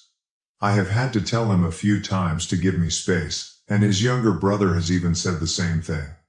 Still, for some reason, I thought maybe he was just shy before and was starting to get comfortable with me. I did not want to jump to conclusions or label him as anything, so most of this I have let go. I really like hanging out with the baby and playing board games and other activities with the 14-year-old. He is a funny, nice kid. But the bad thing that really happened was yesterday. The family went for a walk, and I stayed behind because I had bad cramps. The oldest boy also said he did not feel like walking, so he stayed behind. We were there alone, and after they had left I tried to go to my room, but he blocked me. I kept asking him to move, but he kept blocking me. The look on his face, like he thought it was funny, scared me. He would not speak English with me when I kept asking him why he was doing this, and at this point, I felt scared and decided to walk the other way. I was going to hide in a bathroom until the others came back. But then he grabbed my arm and forced my body against his. I do not know if it was a forced hug or what, but I tried to pull away, but he reacted by tightening his grip, so I just froze. He let me go after a few seconds and just left the room. When the family came back, I went into my room for the night because I felt like I would just start crying in front of them. I do not know what I should do. I feel ashamed that I could not fight him off, and that I am literally being harassed by a boy so much younger than me. I am scared to tell the host parents because I can tell they love their son a lot, and at the end of the day, I am just a random girl that they have only known for 2 months. I am torn because I love the younger 2 so much already and wanted to have a good time in Germany. But this boy is acting so weird. I do not know why he went from basically ignoring me to doing this. I know that despite all of this I should probably try to talk to the host parents, probably my host mom, as I am more comfortable sharing this with her. But I just do not know how to bring that up. How do I basically tell her that her son did something really weird to me? I never thought I would have to do this or be in a situation like this, and I need some help. Please. Too long. Didn't read. I am an au pair. One of the boys who I live with has consistently been doing weird things to me, and yesterday, he forced me into a hug. I know I probably need to tell the host parents, but I don't know what to even say. I feel so helpless and alone right now. Update, July 3rd, 2024. Hello, I posted not so long ago about a really bad situation. I hope that it's okay for me to post an update even though it was removed. I received a lot of people reaching out to me asking if I was okay and if I could provide an update, so I wanted to give some closure. In short, I am an au pair in Germany and was being harassed by my host parent's son, who is 17 years old. He basically assaulted me, and although it is still hard for me to come to full terms with that word, I now know that it was, in fact, what it was. Yesterday was my day off, and after reading through everyone's advice, I contacted my agency that morning. I made sure to first get out of the house so no one would overhear me and to get away from the older boy. The younger boy, who is 14 years old, asked me if he could go with me as I was going to the library, and I did not mind taking him. Although technically he could go by himself, I see older children walking around alone a lot in Germany, but he specifically kept asking to go with me, and like I said before, he is a really good kid to be around, so I did not mind. I was planning to go to a closed-off area and make my phone calls while he went around looking for books, but while we were walking to the library, I could tell he wanted to say something. After a while, I asked if there was anything wrong, and after a bit of a pause, he asked me nervously if I was okay and if anything had happened yesterday. He said he was wondering why he did not see me at all anymore after they came back home. I did not say anything at first because I did not want to tell him inappropriate information. I told him I just had bad cramps, which was true, and wanted to sleep. But he is a smart kid, and I think he knew, because he asked if it was because of his older brother. When I did not say anything, as I was so caught off guard by his questions, he asked if I was leaving. He honestly looked so sad. He said he was sorry and that he hoped I did not have a bad impression of Germany now. I almost cried because of how depressed he sounded. I told him not to worry about it and that it had nothing to do with Germany, him, or the baby, and that I would be okay. So I finally contacted my agency when we arrived at the library. I was so nervous that I was shaking when I made the call, but they were amazing and took everything I was saying seriously. I just told them that the oldest child was making me feel unsafe, and in vague terms what happened, without going into too much detail. They understood, thankfully, what I meant and told me that they would work on replacing me, if that's what I wanted. They also said they would reach out to the family to let them know of what was happening and of my concern with their son. I then called my mom. Being a mother, after I told her everything that had happened, she yelled at me a little. Not in an abusive way, but for not telling her sooner, and told me very sternly that I was not going back to that house tonight. Even being an adult, I don't argue with my mom when she uses that type of tone. She sounded so frantic, and sent me money to stay at a hotel for a while until they found me a new placement, even though she really just wanted me to come home. I felt a lot better after talking to her. After a while, the younger boy came back over and told me, very plainly, I am going to tell Mom. He would not listen to me when I told him not to, or not to put himself in that situation. I can handle it. He seemed very angry. He tried to reassure me that his parents would listen, and that they know that older brother causes trouble sometimes. They had another girl, a few years ago, that left because of him, and everyone thought maybe since he'd grown up and changed it would be different. I stayed at the library while he went home, and just waited. I did not know what was going to happen. I already had a hotel booked by then and knew I would probably need to go back to get my stuff. About an hour and a half later, I left the library. Since the parents were at home today, I felt somewhat safe going back to get my stuff. Before I got back, I received a call. It was from my host mom. When I answered, she was very frantic. She asked me if I was okay, and where I was. When I got to the house, the parents were in somewhat of an argument. I didn't understand all of it, because they went between German and English, but I heard some words like, not again, and ruining. In short, The mother pulled me aside. She said that she wasn't aware that the oldest son was still like this. She begged me not to leave. She told me she wanted her two youngest sons to have healthy attachments to their caregivers, and that it was very hard for them to do this with the oldest. She was actually crying during all of this, and told me she doesn't know why he acts like that, but she did not raise him like that. And that while she loved her son, she was not going to tolerate that behavior anymore. She said that once he turns 18 next week, I had no idea his birthday was next week, he will have to go live with his uncle and cousin in the Netherlands, for the sake of everyone in the house. She told me the parents, discussed it a bit when the first incident happened, but since he seemed to act better, they dropped it at the time. When I asked where he was, she said that he left quickly when his brother came home, saying he was going to a friend's house. He probably will not be back, and she said that even if he does, she will not let him in, and will tell him to go to his aunt's, who lives not that far, until he can go to the Netherlands. She actually looked very sincere and stern when she said this, and even though the father looked like he was in shock, he agreed with what she said. I did not know how to respond to them. It was not the reaction I was expecting, but I wanted to be honest. I told her that I was going to stay at a hotel for a while, and that she would probably hear from the agency. I told her that I loved the two younger boys, but I might not be back. She said she understood but would appreciate it if I at least thought about it for a day or two. Before I left, I hugged the baby and the 14-year-old goodbye. So that is what happened. I am safe in the hotel now. I didn't at all expect that reaction from them. I felt almost sick with worry when I wrote my first post. Of not being believed. But even though the oldest boy probably won't be back and will eventually be forced to leave, I still feel the effects of what happened lingering. I still feel vulnerable and overwhelmed when I even think about what happened. I feel so bad for the younger children. I'm not sure if I should go back or not. She told me to think about it.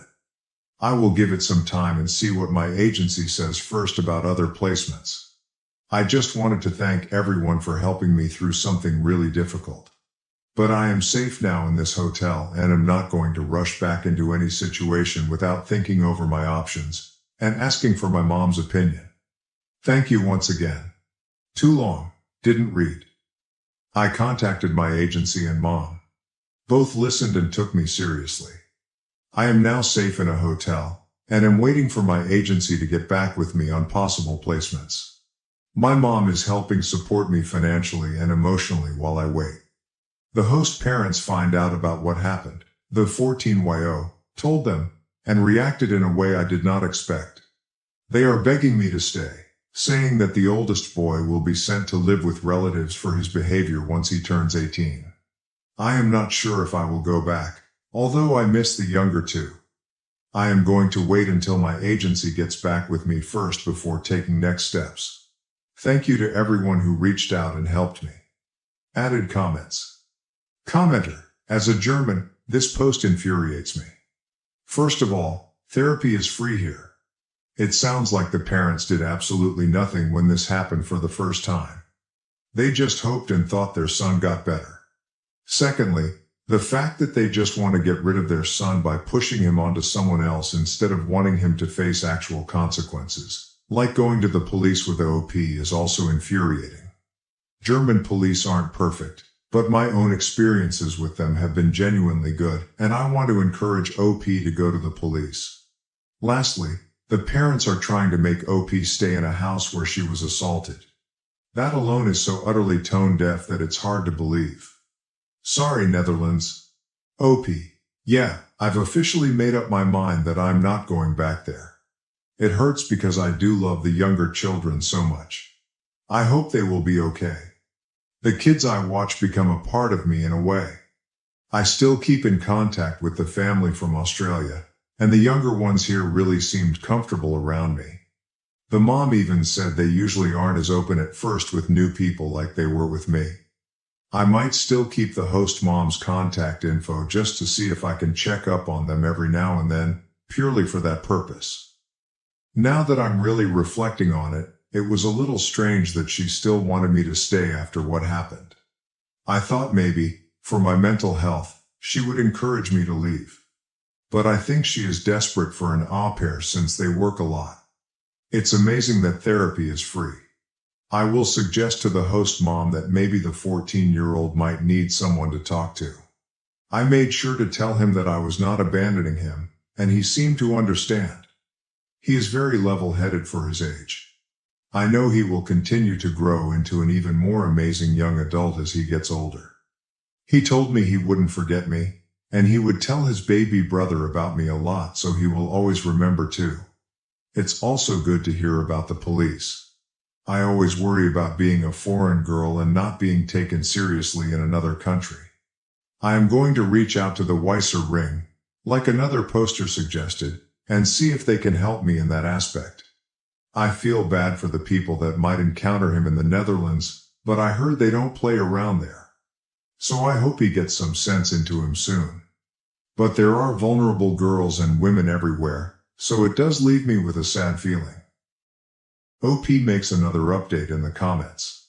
To give an update, I spoke with the agency sometime earlier today and asked them if there have been other au pairs with this family. They said this is their first time placing someone with the family, and if another au pair was with the family before, it was probably through another agency, but they had no knowledge of this, and when they interviewed the family was told this was a new experience for them. I am thinking maybe the other girl was through another agency. There are a few of them. I'm not sure that all au pair agencies can see each other's networks, but they said they will look further into it. They told me that for now, they will not be placing any new girls with this family, so that gave me some peace of mind. OP makes another update in the comments. To give an update, I spoke with the agency sometime earlier today and asked them if there have been other au pairs with this family. They said this is their first time placing someone with the family, and if another au pair was with the family before, it was probably through another agency, but they had no knowledge of this, and when they interviewed the family was told this was a new experience for them. I am thinking maybe the other girl was through another agency. There are a few of them. I'm not sure that all au pair agencies can see each other's networks, but they said they will look further into it. They told me that for now, they will not be placing any new girls with this family. So that gave me some peace of mind. Would I be the asshole for telling my boyfriend that him being a Trump supporter gives me the ICK? Hi y'all. New account because I don't really want anybody connecting this with me. I, 20F, started dating my boyfriend, 21M, about 2-ish months ago. We've known each other for approximately 3 years. We weren't initially interested in dating, but it kinda just happened. And things have been really well except for one thing. I found out he's a Trump supporter. Now before you lecture me in the comments about how I shouldn't let politics get in the way of my relationship, please hear me out. It's just been a couple of things that have really rubbed me the wrong way about him for some reason. For context, I am a Hispanic female immigrant, fled from a country where, if I can put it in simplest terms, went to shit. Who's had nothing but bad experiences with Trump supporters because almost every single time without fail, they would always say or do something extremely demeaning to myself or my family, talking about how people like us should be deported without even realizing they are referring to us, saying that people like me are a threat to the country, slut-shaming, etc., etc. I consider myself the kind of person who judges a person's character based on what they believe in, and time again, it's been proved to me that these types of people are the type I should stay away from. On the day that Trump got convicted, we started talking about politics, and he told me that he's not really a felon. The courts were unfair, there was bias, and he should have had a fair trial. Not exactly verbatim, but that's pretty much the point he made when I told him that Trump was a felon now. When we were watching The Boys, S4, and that one part where an old man was explaining to Newman that women can reject pregnancies, he agreed with that old man. When I explained to him that that's not how women work, he apologized to me, but I was still absolutely surprised that he didn't even understand such a basic thing about women. He has a sister, so it's not like he grew up without women in his life. We had a conversation about immigration, and he told me that all immigrants should be immediately deported. I told him that myself and my family are immigrants, and if that meant he wanted US to be deported, to which he said, but you guys are legal. I'm talking about the illegal ones. I told him that this type of rhetoric makes me feel unsafe, and the conversation kinda just ended there. When we were having a conversation about the Trump-Epstein relationship, he told me that it was all a conspiracy and that Trump isn't the type of person to do that. I brought up a bunch of examples of Trump being a predator, the pussy grabber stuff, heckling a 10-year-old, the creepy comments about his daughter, the flight logs, making the point that while being guilty by association isn't a thing, the other instances of him being a predator make this seem a lot more plausible. He told me that Trump never did any of that. And in a way, that kind of broke the camel's back for me, because I myself am a victim of sexual assault. And the nasty thought occurred to me that if I ever got assaulted, he probably wouldn't even believe me. That he is standing behind someone I consider a rapist means that he condones Trump's actions, and by extension, the actions of the man who assaulted me. I don't know how he, who grew up with women, and has a girlfriend, who he is fully aware of is Hispanic and an immigrant, has LGBTQ+ friends, and states that he loves people like me and his family can even stand behind something like that. It makes me wonder if there's a side of him that he hasn't revealed to me yet because this is a new relationship. And that makes me extremely uncomfortable. I'm asking if I WBTAH for telling him that this gives me the ick because my own family is telling me that I shouldn't let politics get in the way of my relationship. That Trump wants people to fight each other, and that I shouldn't let Trump win. But I really don't know. Can I get some advice? Relevant comments. Cat Peasmatologist, NTA. He may be speaking out of brainwashed ignorance, but even after offering your perspective he tells you that you're wrong. If you stay with him you will never stop having to educate this guy and he doesn't really want to be educated, OP. Yeah, I can agree with that. Every time I invite him to do his own research he'll always pull up a pro-Trump article and use it as evidence that I'm wrong, or ask me multiple times where I'm getting my resources until I doubt myself. He's been asking me to promise that we wouldn't let our differences in beliefs cause problems in our relationship, and I feel like I'm being babied a bit. It's been really stressing me out. Because aside from that, he's really nice to me. And a lot of my family is excited about meeting him and his family. Breaking up with him after I just announced I was dating him would cause even more problems for me, but the more I think about it, the more I realize that it will probably be for the better. I think I'm okay with carrying through with it. I'll talk to him when I see him later. I'm not really excited about it because we go to the same school. Update. Hey y'all, update here. I didn't really expect my last post to blow up or for people to tell me that this is a justifiable reason for ending a relationship, so thank you for not being judgmental. A lot of people were asking me what country my family came from, so I'll just say it since I don't think that's identifiable information.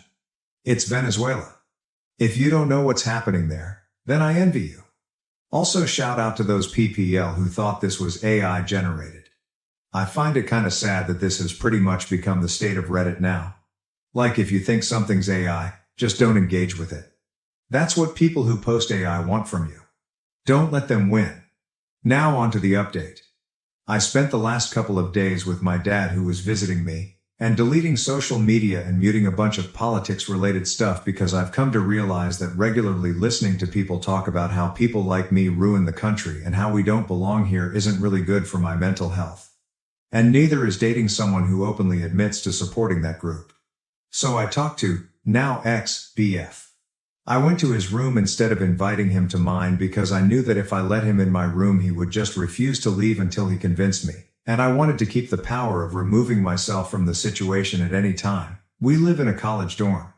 Firstly, I should say that I admitted to him on the day that I made my first post that him supporting a known rapist is hurtful to me because him tolerating that behavior makes me question if he's tolerant of the POS who assaulted me, and thus, I see him in a different light, and he sent a very long text message just telling me that it hurt his feelings and that he does care about me being SA'd. I didn't really understand though, because he votes for a P*say grabber. It boiled down to, I feel terrible that you see me as the type of person who'd be okay with rape, because I'm not okay with it. I acknowledge that I might have been an to say that, so I started that conversation by apologizing to him and then following with me just telling him that I want to end the relationship and going back to being friends. I don't think I meant the friends part though. You can't have your cake and eat it. I can't be your friend if you affiliate yourself with a group of people who regularly shit on me. He tried to convince me to stay by saying that he really loved me and cared about me and respected my opinions. That we shouldn't let politics get in the way of our relationship. I responded that I can't change what he believes and that I value a person's beliefs and the group of people they associate with as a method of how I judge their character. I've already judged him. I don't like what I see, and therefore, I've lost my feelings for him. He told me I was making a generalization. I told him that while it is true that I might be making a generalization, we can't change the fact that in this landscape of politics, many of my rights are in the chopping block, and that I'm already starting to resent him for not really feeling listened to when I try to talk about how anxious it's making me. He told me that none of that stuff is going to happen, and that our different opinions shouldn't get in the way of our relationship. That he's voting for T*ump because he thinks he can fight inflation and cares about military members. I told him that while I can list a million reasons why that isn't true, that isn't relevant to the conversation. He then said that all his other relationships never consisted of talking about politics and that this was ridiculous. I pretty much told him that he can't have his cake and eat it. I can't date someone who associates with people who give me trouble, and that this won't be sustainable. Ending is better for the both of us. I realized that this conversation was going nowhere and decided to just leave. I told him to just give up on it already before leaving. He kept asking me to stay while he thought about what to say, but I didn't. I'm just done. I don't really feel sad. I feel so relieved. I'm going to leave social media for a while and just focus on myself for a while. I'm going to therapy too. I'll stick around to read your comments. IDK how much longer I'll be able to respond though. If I go radio silent, then just take that as a sign that I'm no longer on this app. Have a nice day. Relevant comments, Mame Dennis 1974, NTA. You don't break up with him because he gives you the ick. His support of a racist and homophobic convicted felon does not align with your values. It's not a quirky little thing. Like disagreeing on a choice of music or what team to root for in a game. BDW, he may claim to have all these diverse friends, but I can assure you that they do not consider him their friend with views like this. Anyone in your family's opinion about your relationship does not matter here. They aren't dating him. You are. The fact that you point out to him how you are an immigrant too, and that doesn't seem to register at all to him. Honey, he's in a cult. There's no saving him, OP. You pretty much summed up my exact thoughts on why his gay friend doesn't want to hang out with him anymore. I found out recently that there's a bit of a rift in their relationship, and I didn't even start thinking about why until I learned more about him. Gosh, everyone's burning bridges. Change my view. Muting mics. During Biden-Trump debates may unintentionally disadvantage Biden by masking Trump's interruptions and disrupting Biden's responses. Biden and Trump are scheduled to debate. A lot of people are praising this as a win generally, but especially for Biden because it will stop Trump from interrupting Biden during his responses. I do not think that is right. In fact, I believe muting the microphones will benefit Trump much more than Biden. Muting someone's microphone when it is not their turn to respond does not stop interruptions. It only stops the audience from hearing it. Consider this. Biden is answering a question posed to him. Meanwhile, Trump is talking and rambling over Biden. If Biden gets distracted by this, as any reasonable person would, then this could very easily throw off Biden's response. However, to the wider audience who cannot hear Trump's interruptions, it will simply look like Biden is stammering, stuttering, or otherwise too old. Especially in an era where sound bites and TikToks drive political perceptions, this could end up looking really bad for Biden. I realize Biden could also employ this kind of tactic, but it is simply not his debate style. Trump's debate style, on the other hand, is very suited for this kind of tactic. There could be ways to mitigate this, though. Part of the debate rules could include a requirement that both candidates are visible at all times, like in a picture-in-picture format, or the two could be physically separated, like being televised in different rooms. However, I think that on its own, the rule to mute microphones for the person not responding will mostly benefit Trump in the debates. I would like to believe that the political debates are as fair as possible, so please change my view. Edit. This was fun. I appreciate all the discussions. Well, maybe not all of them, but most of them. I have given out a few deltas based on the discussions. Firstly, past debates have shown both candidates on screen for the vast majority of the time, even when only one candidate is responding to a debate prompt. While I still think the overall effect of a muted microphone could benefit Trump more, I recognize that this fact does mitigate some of the impact on Biden. Additionally, muted microphones would introduce a new debate format, and the interruptions would be more akin to the disruptions Biden experienced during the State of the Union. Although I still believe the overall impact favors Trump, seeing that Biden can react better under pressure when he is the only one with the microphone, provides evidence that the risk to Biden is not as significant as I originally thought. Furthermore, Trump's ego might not allow him to take advantage of the muted microphones, or it may even irritate him to the point that the audience sees Trump react negatively to being muted. While I am fairly sure Trump can hold himself together better than this scenario suggests, I concede it was not something I had considered originally. Ultimately, we will have to wait and see how the debates unfold to truly understand the impact of these new rules. Thank you everyone for the engaging discussions. Ultimately, we will just have to wait and see for ourselves. Thank you everyone. Moreover, Biden and Trump have agreed to debates on June 27th and September 10th. On Wednesday, Trump's campaign also called for 2 additional debates, one in July and another in August.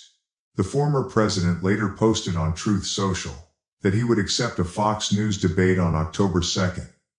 Biden's campaign did not confirm that the president would attend any debates other than those hosted by CNN and ABC News.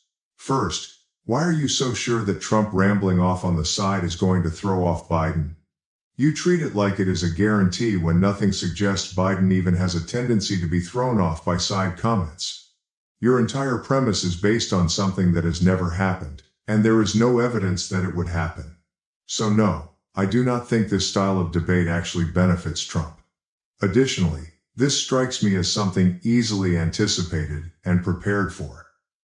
Biden had little issue dealing with this behavior from Trump last time, and his team can easily prepare for this part of the debate prep this go-around. If anyone on Biden's team had thought this would be a hindrance to his performance, they would not have included it in his list of demands for the debate. Moreover, the interruption thing annoys me. Yes, Trump interrupted a lot more, but it is usually stated as if Trump was the only one interrupting. For example, the final debate saw Trump interrupting 34 times, and Biden interrupting 17 times, not counting a word or so thrown in that did not interrupt anything, but multiple words that were trying to talk over the other. That microphone shutoff is needed for both candidates. Furthermore, you have already received enough answers about your concern. I would like to highlight why your concern just does not hold enough weight. The debates are pure trash. We all know that the network airing the debate is not going to ask any real questions. Does it matter if they argue about a nonsensical question? What percentage of Americans are undecided but will vote? What percentage of those live in a state where their vote counts? 5%? Less? Who is this debate for? Having the internet ask questions and then selecting the questions based on upvotes would solve the first issue, kind of. However, they would be answering questions about aliens and reparations, so not exactly. The second issue would be a great question to ask, but we know that is not going to happen, and we know nothing is going to change. We also know politicians are the best of the best at talking without saying anything.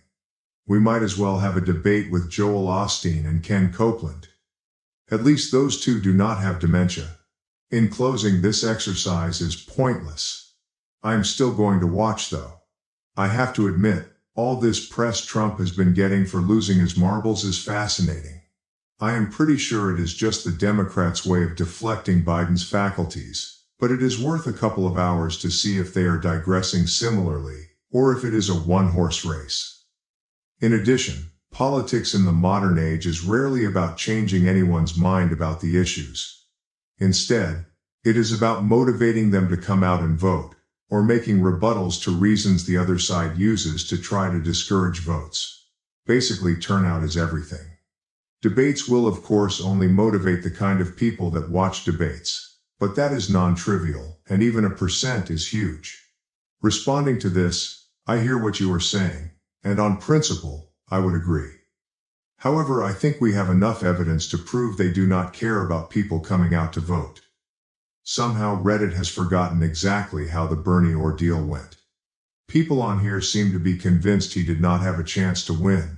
That is absolutely false. If the Democrats really wanted to win, they would have given him the nomination. This year, if either party wanted to win, they would have pushed other candidates. But they cannot, because they are all getting paid by big money to keep the status quo. They cannot let someone up there who is going to make sense, talk about facts, and focus on the big issues. Everybody would vote for them. Every change they would make would cost big money, billions of dollars. The rich have a stranglehold on our economy, and they love it. Every major problem we have is big money's fault. Any correction would negatively impact the rich. They are not going to let that happen, and the politicians they pay are no different. The rich are paying both sides of the aisle. They do not care which candidate you vote for. They win either way. Vote, do not vote. Wear an Andrew Yang, Alexandria Ocasio-Cortez, or Bernie t-shirt. Try and talk Mark Cuban into running, or Jon Stewart. It will not matter. They will never allow it to happen. At this point, striking and boycotting are the only tools we have that could work. My guess is they would come down on us like we are Gaza if we tried. Additionally, I was really with you up until you mentioned dementia, so I am just going to choose to ignore that, because we will not agree on that. I do agree, though, that the debates are not great. However, with the system we have now, and the level of engagement with eligible voters, sometimes having a debate to help drive voters' perception of you is important. It sucks, but it is all we have right now until there is a significant cultural shift in how eligible voters view political participation. A sort of AMA for each candidate is interesting, but it does not carry the same punch that a debate has. I imagine the AMA, for lack of a better descriptor, not that it would necessarily be on Reddit or something, would be similar to a virtual town hall style debate, which we have seen plenty of, and they do not carry the same level of weight that a debate can for the casual undecided voter. Furthermore, it would still be a debate. I am just saying, NBC could read the questions that citizens submit and always ask the questions with the most upvotes, instead of reading the questions their advertisers submit, which is exactly what we get now. I am not following you on the dementia thing. Have you not heard the news about Trump having issues? Are you unfamiliar with Biden's issues? Would Alzheimer's work better for you? Moreover, assuming Biden has not declined too much from age, which he does not seem to have, then he is still a highly trained public speaker and debater. I am nowhere near that level of training and do not find it difficult to tune someone out if I am talking, so I would find it difficult to assume most people as trained as Biden would struggle at all, especially for people who use tactics like the Trump team does. Morality, ethics, and politics aside, the Trump team beautifully exploits human social weaknesses to such a ruthless extent. Flooding your mind with every form of gish gallop is a very common tactic for them, and you would be at a loss to lose a single drop of attention to it. An opponent continuing to quietly ramble during your turn needs to be ignored for similar reasons. If the audience cannot hear it anyway, you do not need to respond to it, and you should not waste time even processing the audio, as it is likely to only result in a loss of quality to your own arguments. Granted, this hinges on Biden just taking what would otherwise be an easy counter. However, Trump is a master troll and comedian, and probably one of the hardest people in human history to ignore. I cannot exactly vote for Trump since the Republicans are actively calling for my death, and I still have to give him major credit for his tactics and being able to play the apparent fool. For example, people laugh at him for so many bankruptcies, but he is probably thrilled with the overall results, and as far as I know has not tried to argue against the perception of his incompetence there. which for as often as he broadcasts his insecurities, it should be very telling how he feels about the reality. So often even into his old age, as it has become less of a choice. Because of that, I think I partially agree with you. I doubt anyone else is willing to and could really pull off a significant off-mic distraction in the middle of a presidential debate as well as Trump could. Now I am much more interested in the debate just to watch Trump's tactics when he is muted and how Biden handles it. Lastly, nothing will stop interruptions. Biden already needs to prepare for that, so there is no change in that regard. Whether the microphone is off or on, Trump will try to interrupt and affect Biden. However, if the microphone is off, Trump cannot interrupt the audience from hearing Biden. Whether he stays calm or not, the audience will only hear him responding and will only see Trump trying to interrupt him. That is a benefit for Biden, as it makes it easier to ignore Trump, knowing that nothing he says is actually reaching the audience. What is more, the fact that Trump cannot be heard by the audience may bring another benefit. He may get triggered enough to do something foolish. Trying to come and talk to Biden's microphone, trying to scream loud enough to be heard. All of that will be a positive outcome for Biden. Highlight comments. To begin with, one sentence in the post states, especially in an era where sound bites and TikToks drive political perceptions, this could end up looking really bad for Biden.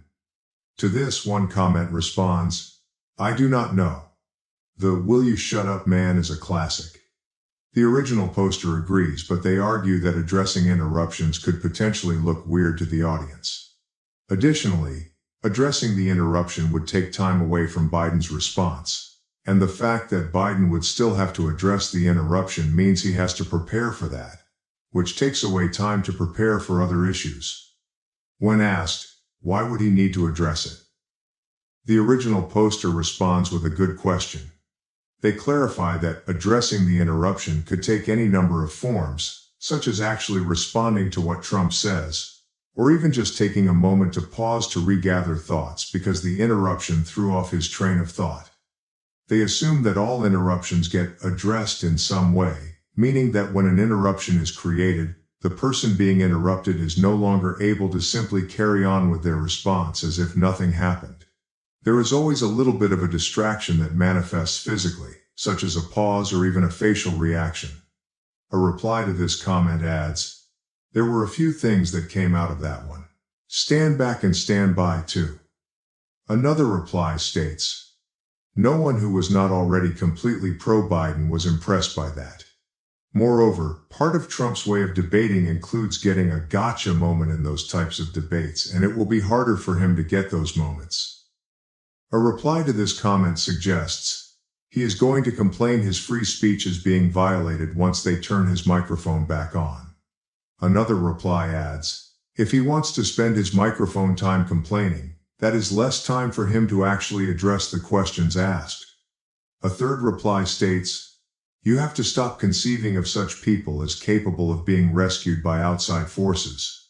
They are the only ones who can free themselves of the cult if they choose to.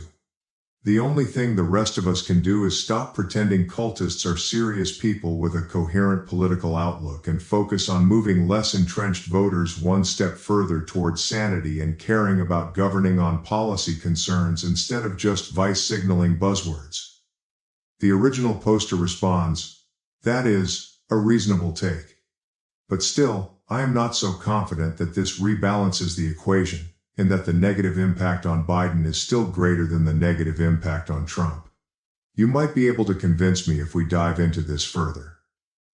To answer this, someone explains that Trump's debate tactic is to confuse the other parties and push his own agenda while cutting the other candidates, to get good publicity and clips spread over the internet of how he owned the other side. They see the microphone mute as a disadvantage because he will not be able to cut Biden during his points, which will allow Biden to pass his points clearly. Biden is more like a debater who comes with prepared points, while Trump adds stuff along the way, which benefits from open microphones as they can be delivered in the moment. Additionally, another commenter questions, why are you so sure that Trump rambling off on the side is going to throw off Biden? You treat it like it is a guarantee when nothing suggests Biden even has a tendency to be thrown off by side comments. Your entire premise is based on something that has never happened, and there is no evidence that it would happen. So no, I do not think this style of debate actually benefits Trump. The original poster replies, I mean, these two have already had multiple debates together, with Biden getting thrown off by Trump's interruptions several times. A link on YouTube. I will update it in the comment below.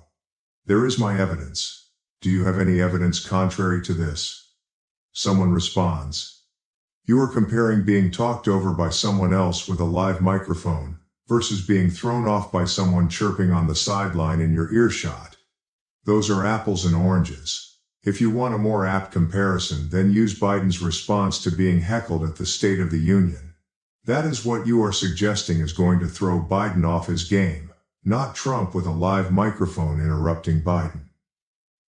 A reply to this states, because Biden is a stumbling fool, even when he has a teleprompter and a captive audience.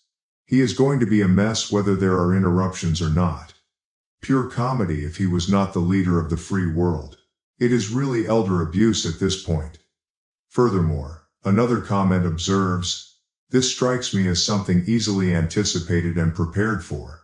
Biden had little issue dealing with this behavior from Trump last time, and his team can easily prepare for this part of the debate prep this go-around.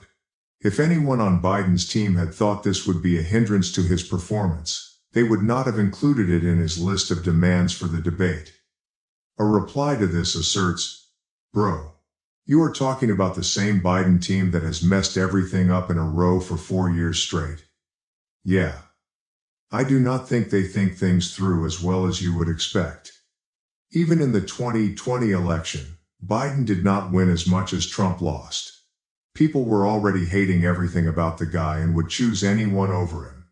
That someone became Biden because his slowness and lack of awareness was a strength when put with Trump. He did not get pissed and react as much as Trump wished he did, because he did not understand what was going on to begin with. He was not prepared to win. He simply had insane weaknesses that paired well with Trump's style. All Trump has to do is make adjustments. Biden is going to do it exactly the same as in 2020 because that was just him being him, slow and forgetful. Also, Trump has shown he can learn very well from the past, while Biden has persistently ignored it in every policy, decision, and discussion. I mean, the guy is a vegetable. I do not know why people give him and his team so much credit. That is why many people always underestimate Trump simultaneously. Democrats have made the exact same mistakes that they did in 2016 with regard to Trump. They have fallen into his trap all the same. Their efforts have backfired just like they did in 2016 because they are the same exact efforts. So no, I do not think it is reasonable to have much expectation from Biden's team in this election or ever. The original poster responds, sure, but even if Biden is prepared for the interruptions, the microphone rule does not prevent the interruptions from happening.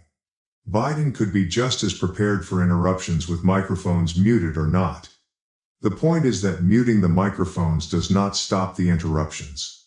I hesitate to accept that, because they asked for it, it must be good. Political mistakes and miscalculations are made all the time. It certainly strengthens the case for Biden's team, but it is not sufficient to change my view on its own merits. Another person elaborates. The microphone rule does not prevent the interruptions from happening, means they stop the television audience from hearing said interruptions. If Biden is prepped, so said interruptions do not disrupt his flow, which his team could easily make part of the debate prep, then having the microphones muted provides only disadvantages to Trump. I hesitate to accept that, because they asked for it, it must be good, means fair. But given that the people supporting Biden are some of the top political strategists in the Democratic Party, it is fair to give them the benefit of the doubt on decisions. Unlike 2016, where Clinton did not correctly prepare for how Trump would behave, Trump is a known quantity now. The Biden camp knows how he will try to debate, and that is going to be part of any debate strategy they develop. We saw it in 2020. The most iconic moment was Biden's, "Will you shut up, man?" The Biden camp knows what to expect, and will undoubtedly have that be a major part of their planning. If I had to pick your or my judgment on how to best structure the debates versus theirs, I would pick theirs every time. Am I the A for insisting my son call his grandmother Mrs. Smith instead of grandma because she refuses to accept me as family? Original post, September 3, 2020. My relationship with my mother-in-law, Mrs. Smith, is crap. She's cold to me because I kept my last name, Miller. She says I'll treat her like family when she wants to be part of it. She calls me Jake's friend. My husband Jake loves me all the same. He doesn't bother standing up to her because it's a way for her to start a fight. We rarely talk to her. She makes no effort. Neither do we. Jake and I had discussed whose last name our kid would have prior to the birth. He initiated the conversation. I'd left the decision up to him. After the birth, the families visited the hospital. Jake asked what our son's last name was going to be. I told him it was still his choice. He smiled and said, "Little baby Miller, I like it." He filled out the paperwork. Mother-in-law looked livid. She started asking questions, but my dad started crying. Both of my brothers have died. Dad has never mentioned it, but I know passing the last name down makes him happy.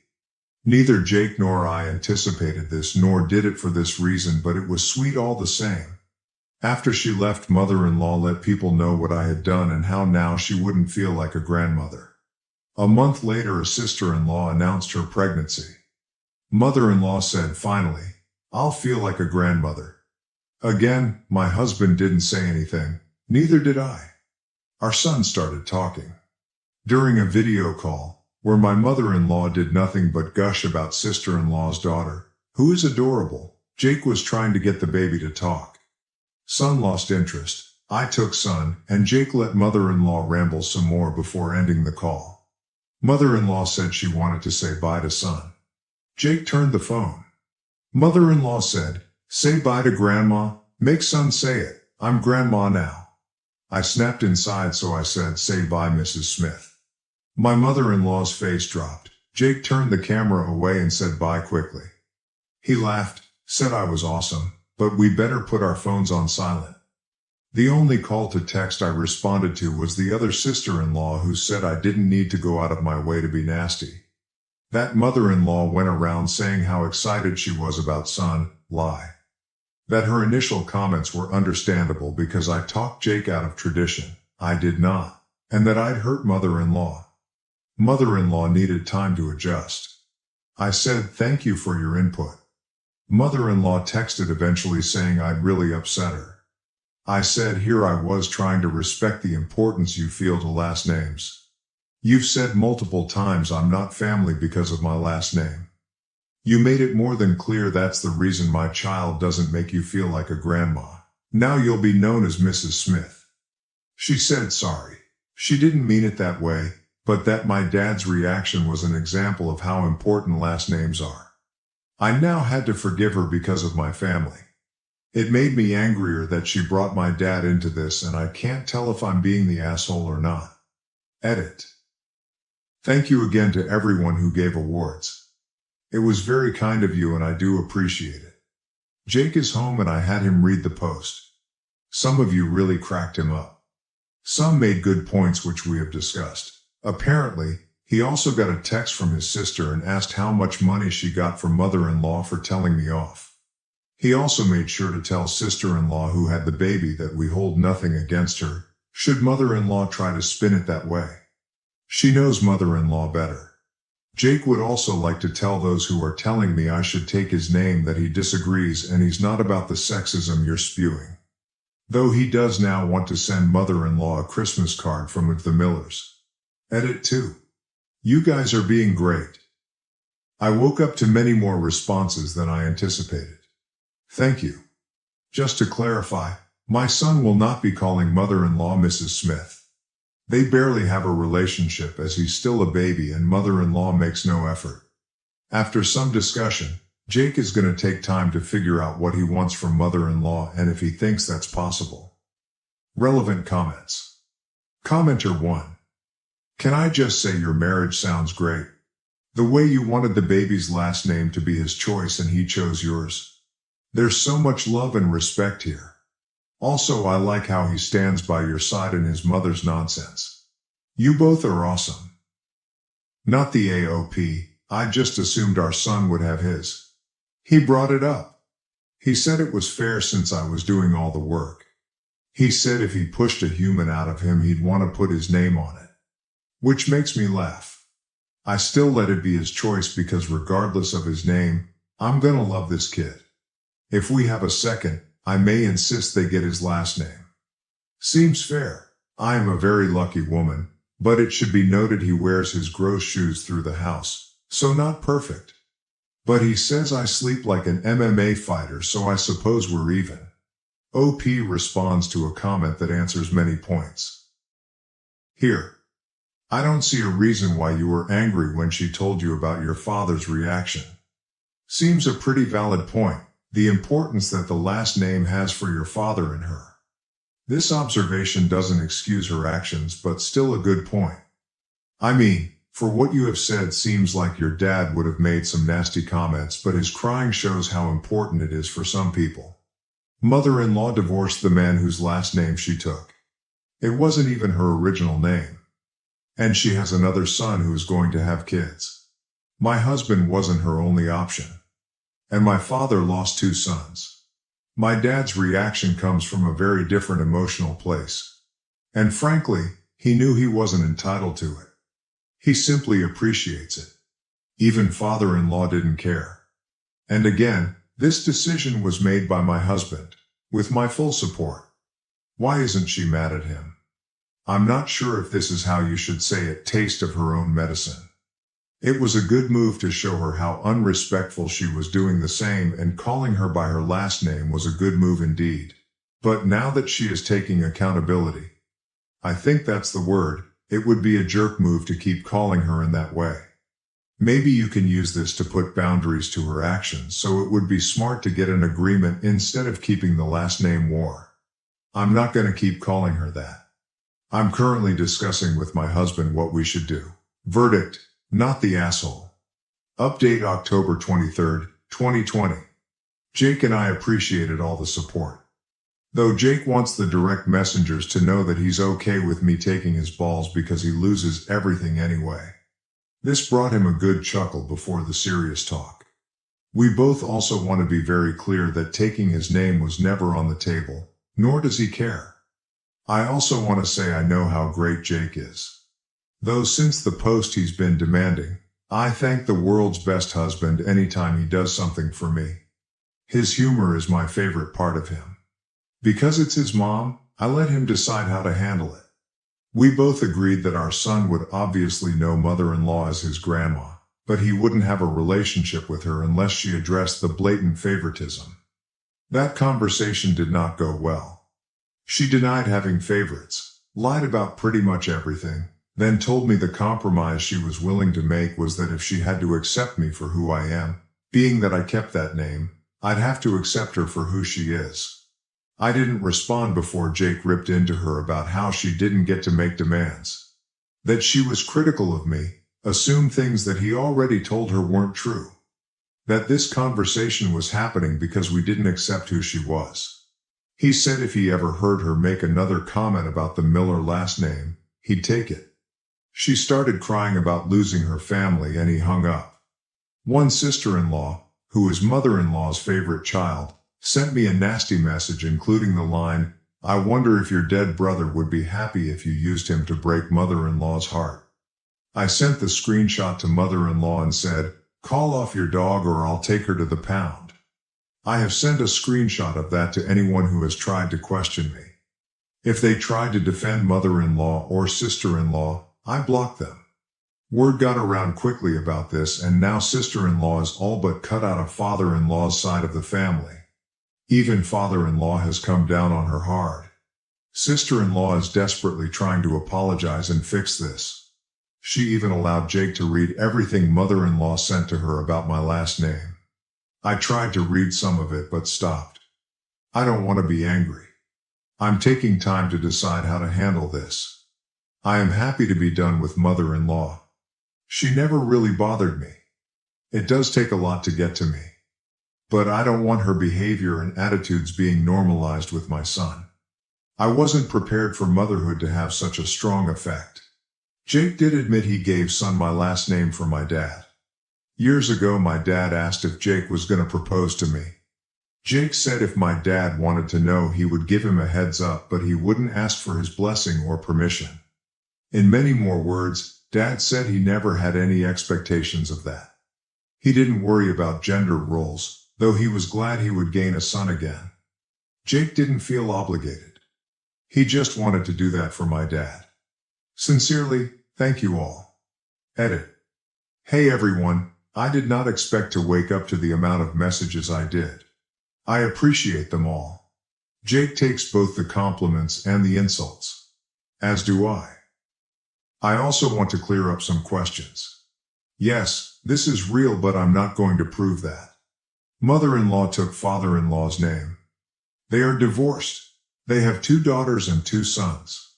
Brother-in-law intends to have children and will pass on the Smith name. Sister-in-law has a daughter who has sister-in-law's husband's name. Sister-in-law also took his name. The youngest sister-in-law is the one who sent the text. I'm not going to apologize for how I spoke to mother-in-law after she encouraged her daughter to use my brother like that. There's text proof that mother-in-law did this. Sister-in-law showed Jake. I have no intentions on seeking therapy or a relationship with either of them, and that's the most that can be asked of me in this upset state. If when we have a second child, I always intended for them to get Jake's last name. Jake knows and is cool with it. Jake is willing to be called by my last name, but I doubt he'll actually change it. Neither of us is willing to do paperwork out of spite either. Yes, I still cry remembering my dad crying about this. I always assumed Jake did this for this reason. He really is a great man. Relevant comments. Commenter 2. You've got yourself a great husband. Not a lot of people could stand their ground like he did. Good luck to both of you and your little son OP. He's always been able to stand up for himself. I won't say it didn't get to him, especially what his sister did, but he just runs it out. He may also make himself a world's best husband t-shirt if he sees more compliments. But he does deserve it. And thank you. Commenter 3. Would he consider changing his name to Miller, or would that just pour more gasoline on the fire? OP. Yes, he would, but he tries not to let anger make his decisions. I also don't think he would because of the paperwork required, and he does everything he can to avoid it, including bribing me to do it. Commenter 4. That line?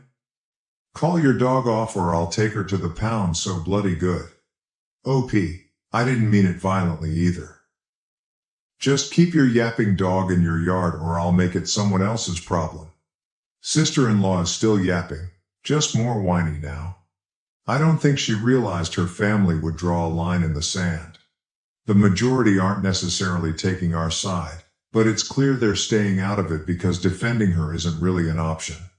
Commenter 5. I'm glad OP and her husband feel at peace, but Jesus fucking Christ. They need to go NC with the mother-in-law before she can damage their child with her favoritism of the other grandchild and her general unhinged pettiness. Commenter 6. 100% unless mother-in-law's behavior takes a complete 180, OP's kid will notice the favoritism and it will hurt. I can say from experience, my dad's sister was the favorite child and by extension, her kid ended up being the favorite grandchild, and my Nana wasn't shy about it. My other grandmother actually took her aside at one point and told her that I wasn't stupid and eventually I'd be old enough to notice the blatant favoritism and choose how I wanted to deal with it. Sure enough, I got to age 16 and sent my Nana my prom photos on Messenger. She ignored them completely, not even a "you looked great" message, while at the same time posting my cousin's prom photos all over Facebook talking about how beautiful she was. I blocked her and I haven't bothered speaking to her in the 8 years since. It was the straw that broke the camel's back after a decade and a half of my cousin getting better presents, dictating all our outings, getting her way with tantrums, and being automatically believed when she would get me in trouble for things she did. Commenter 7. Same thing with my grandmother. She treated my dad's sister's children so much better than us.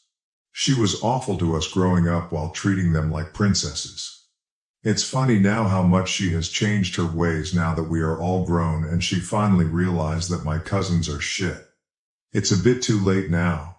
She needed to treat us better as children, not pretend all is well now that we are all in our late 40s and 50s.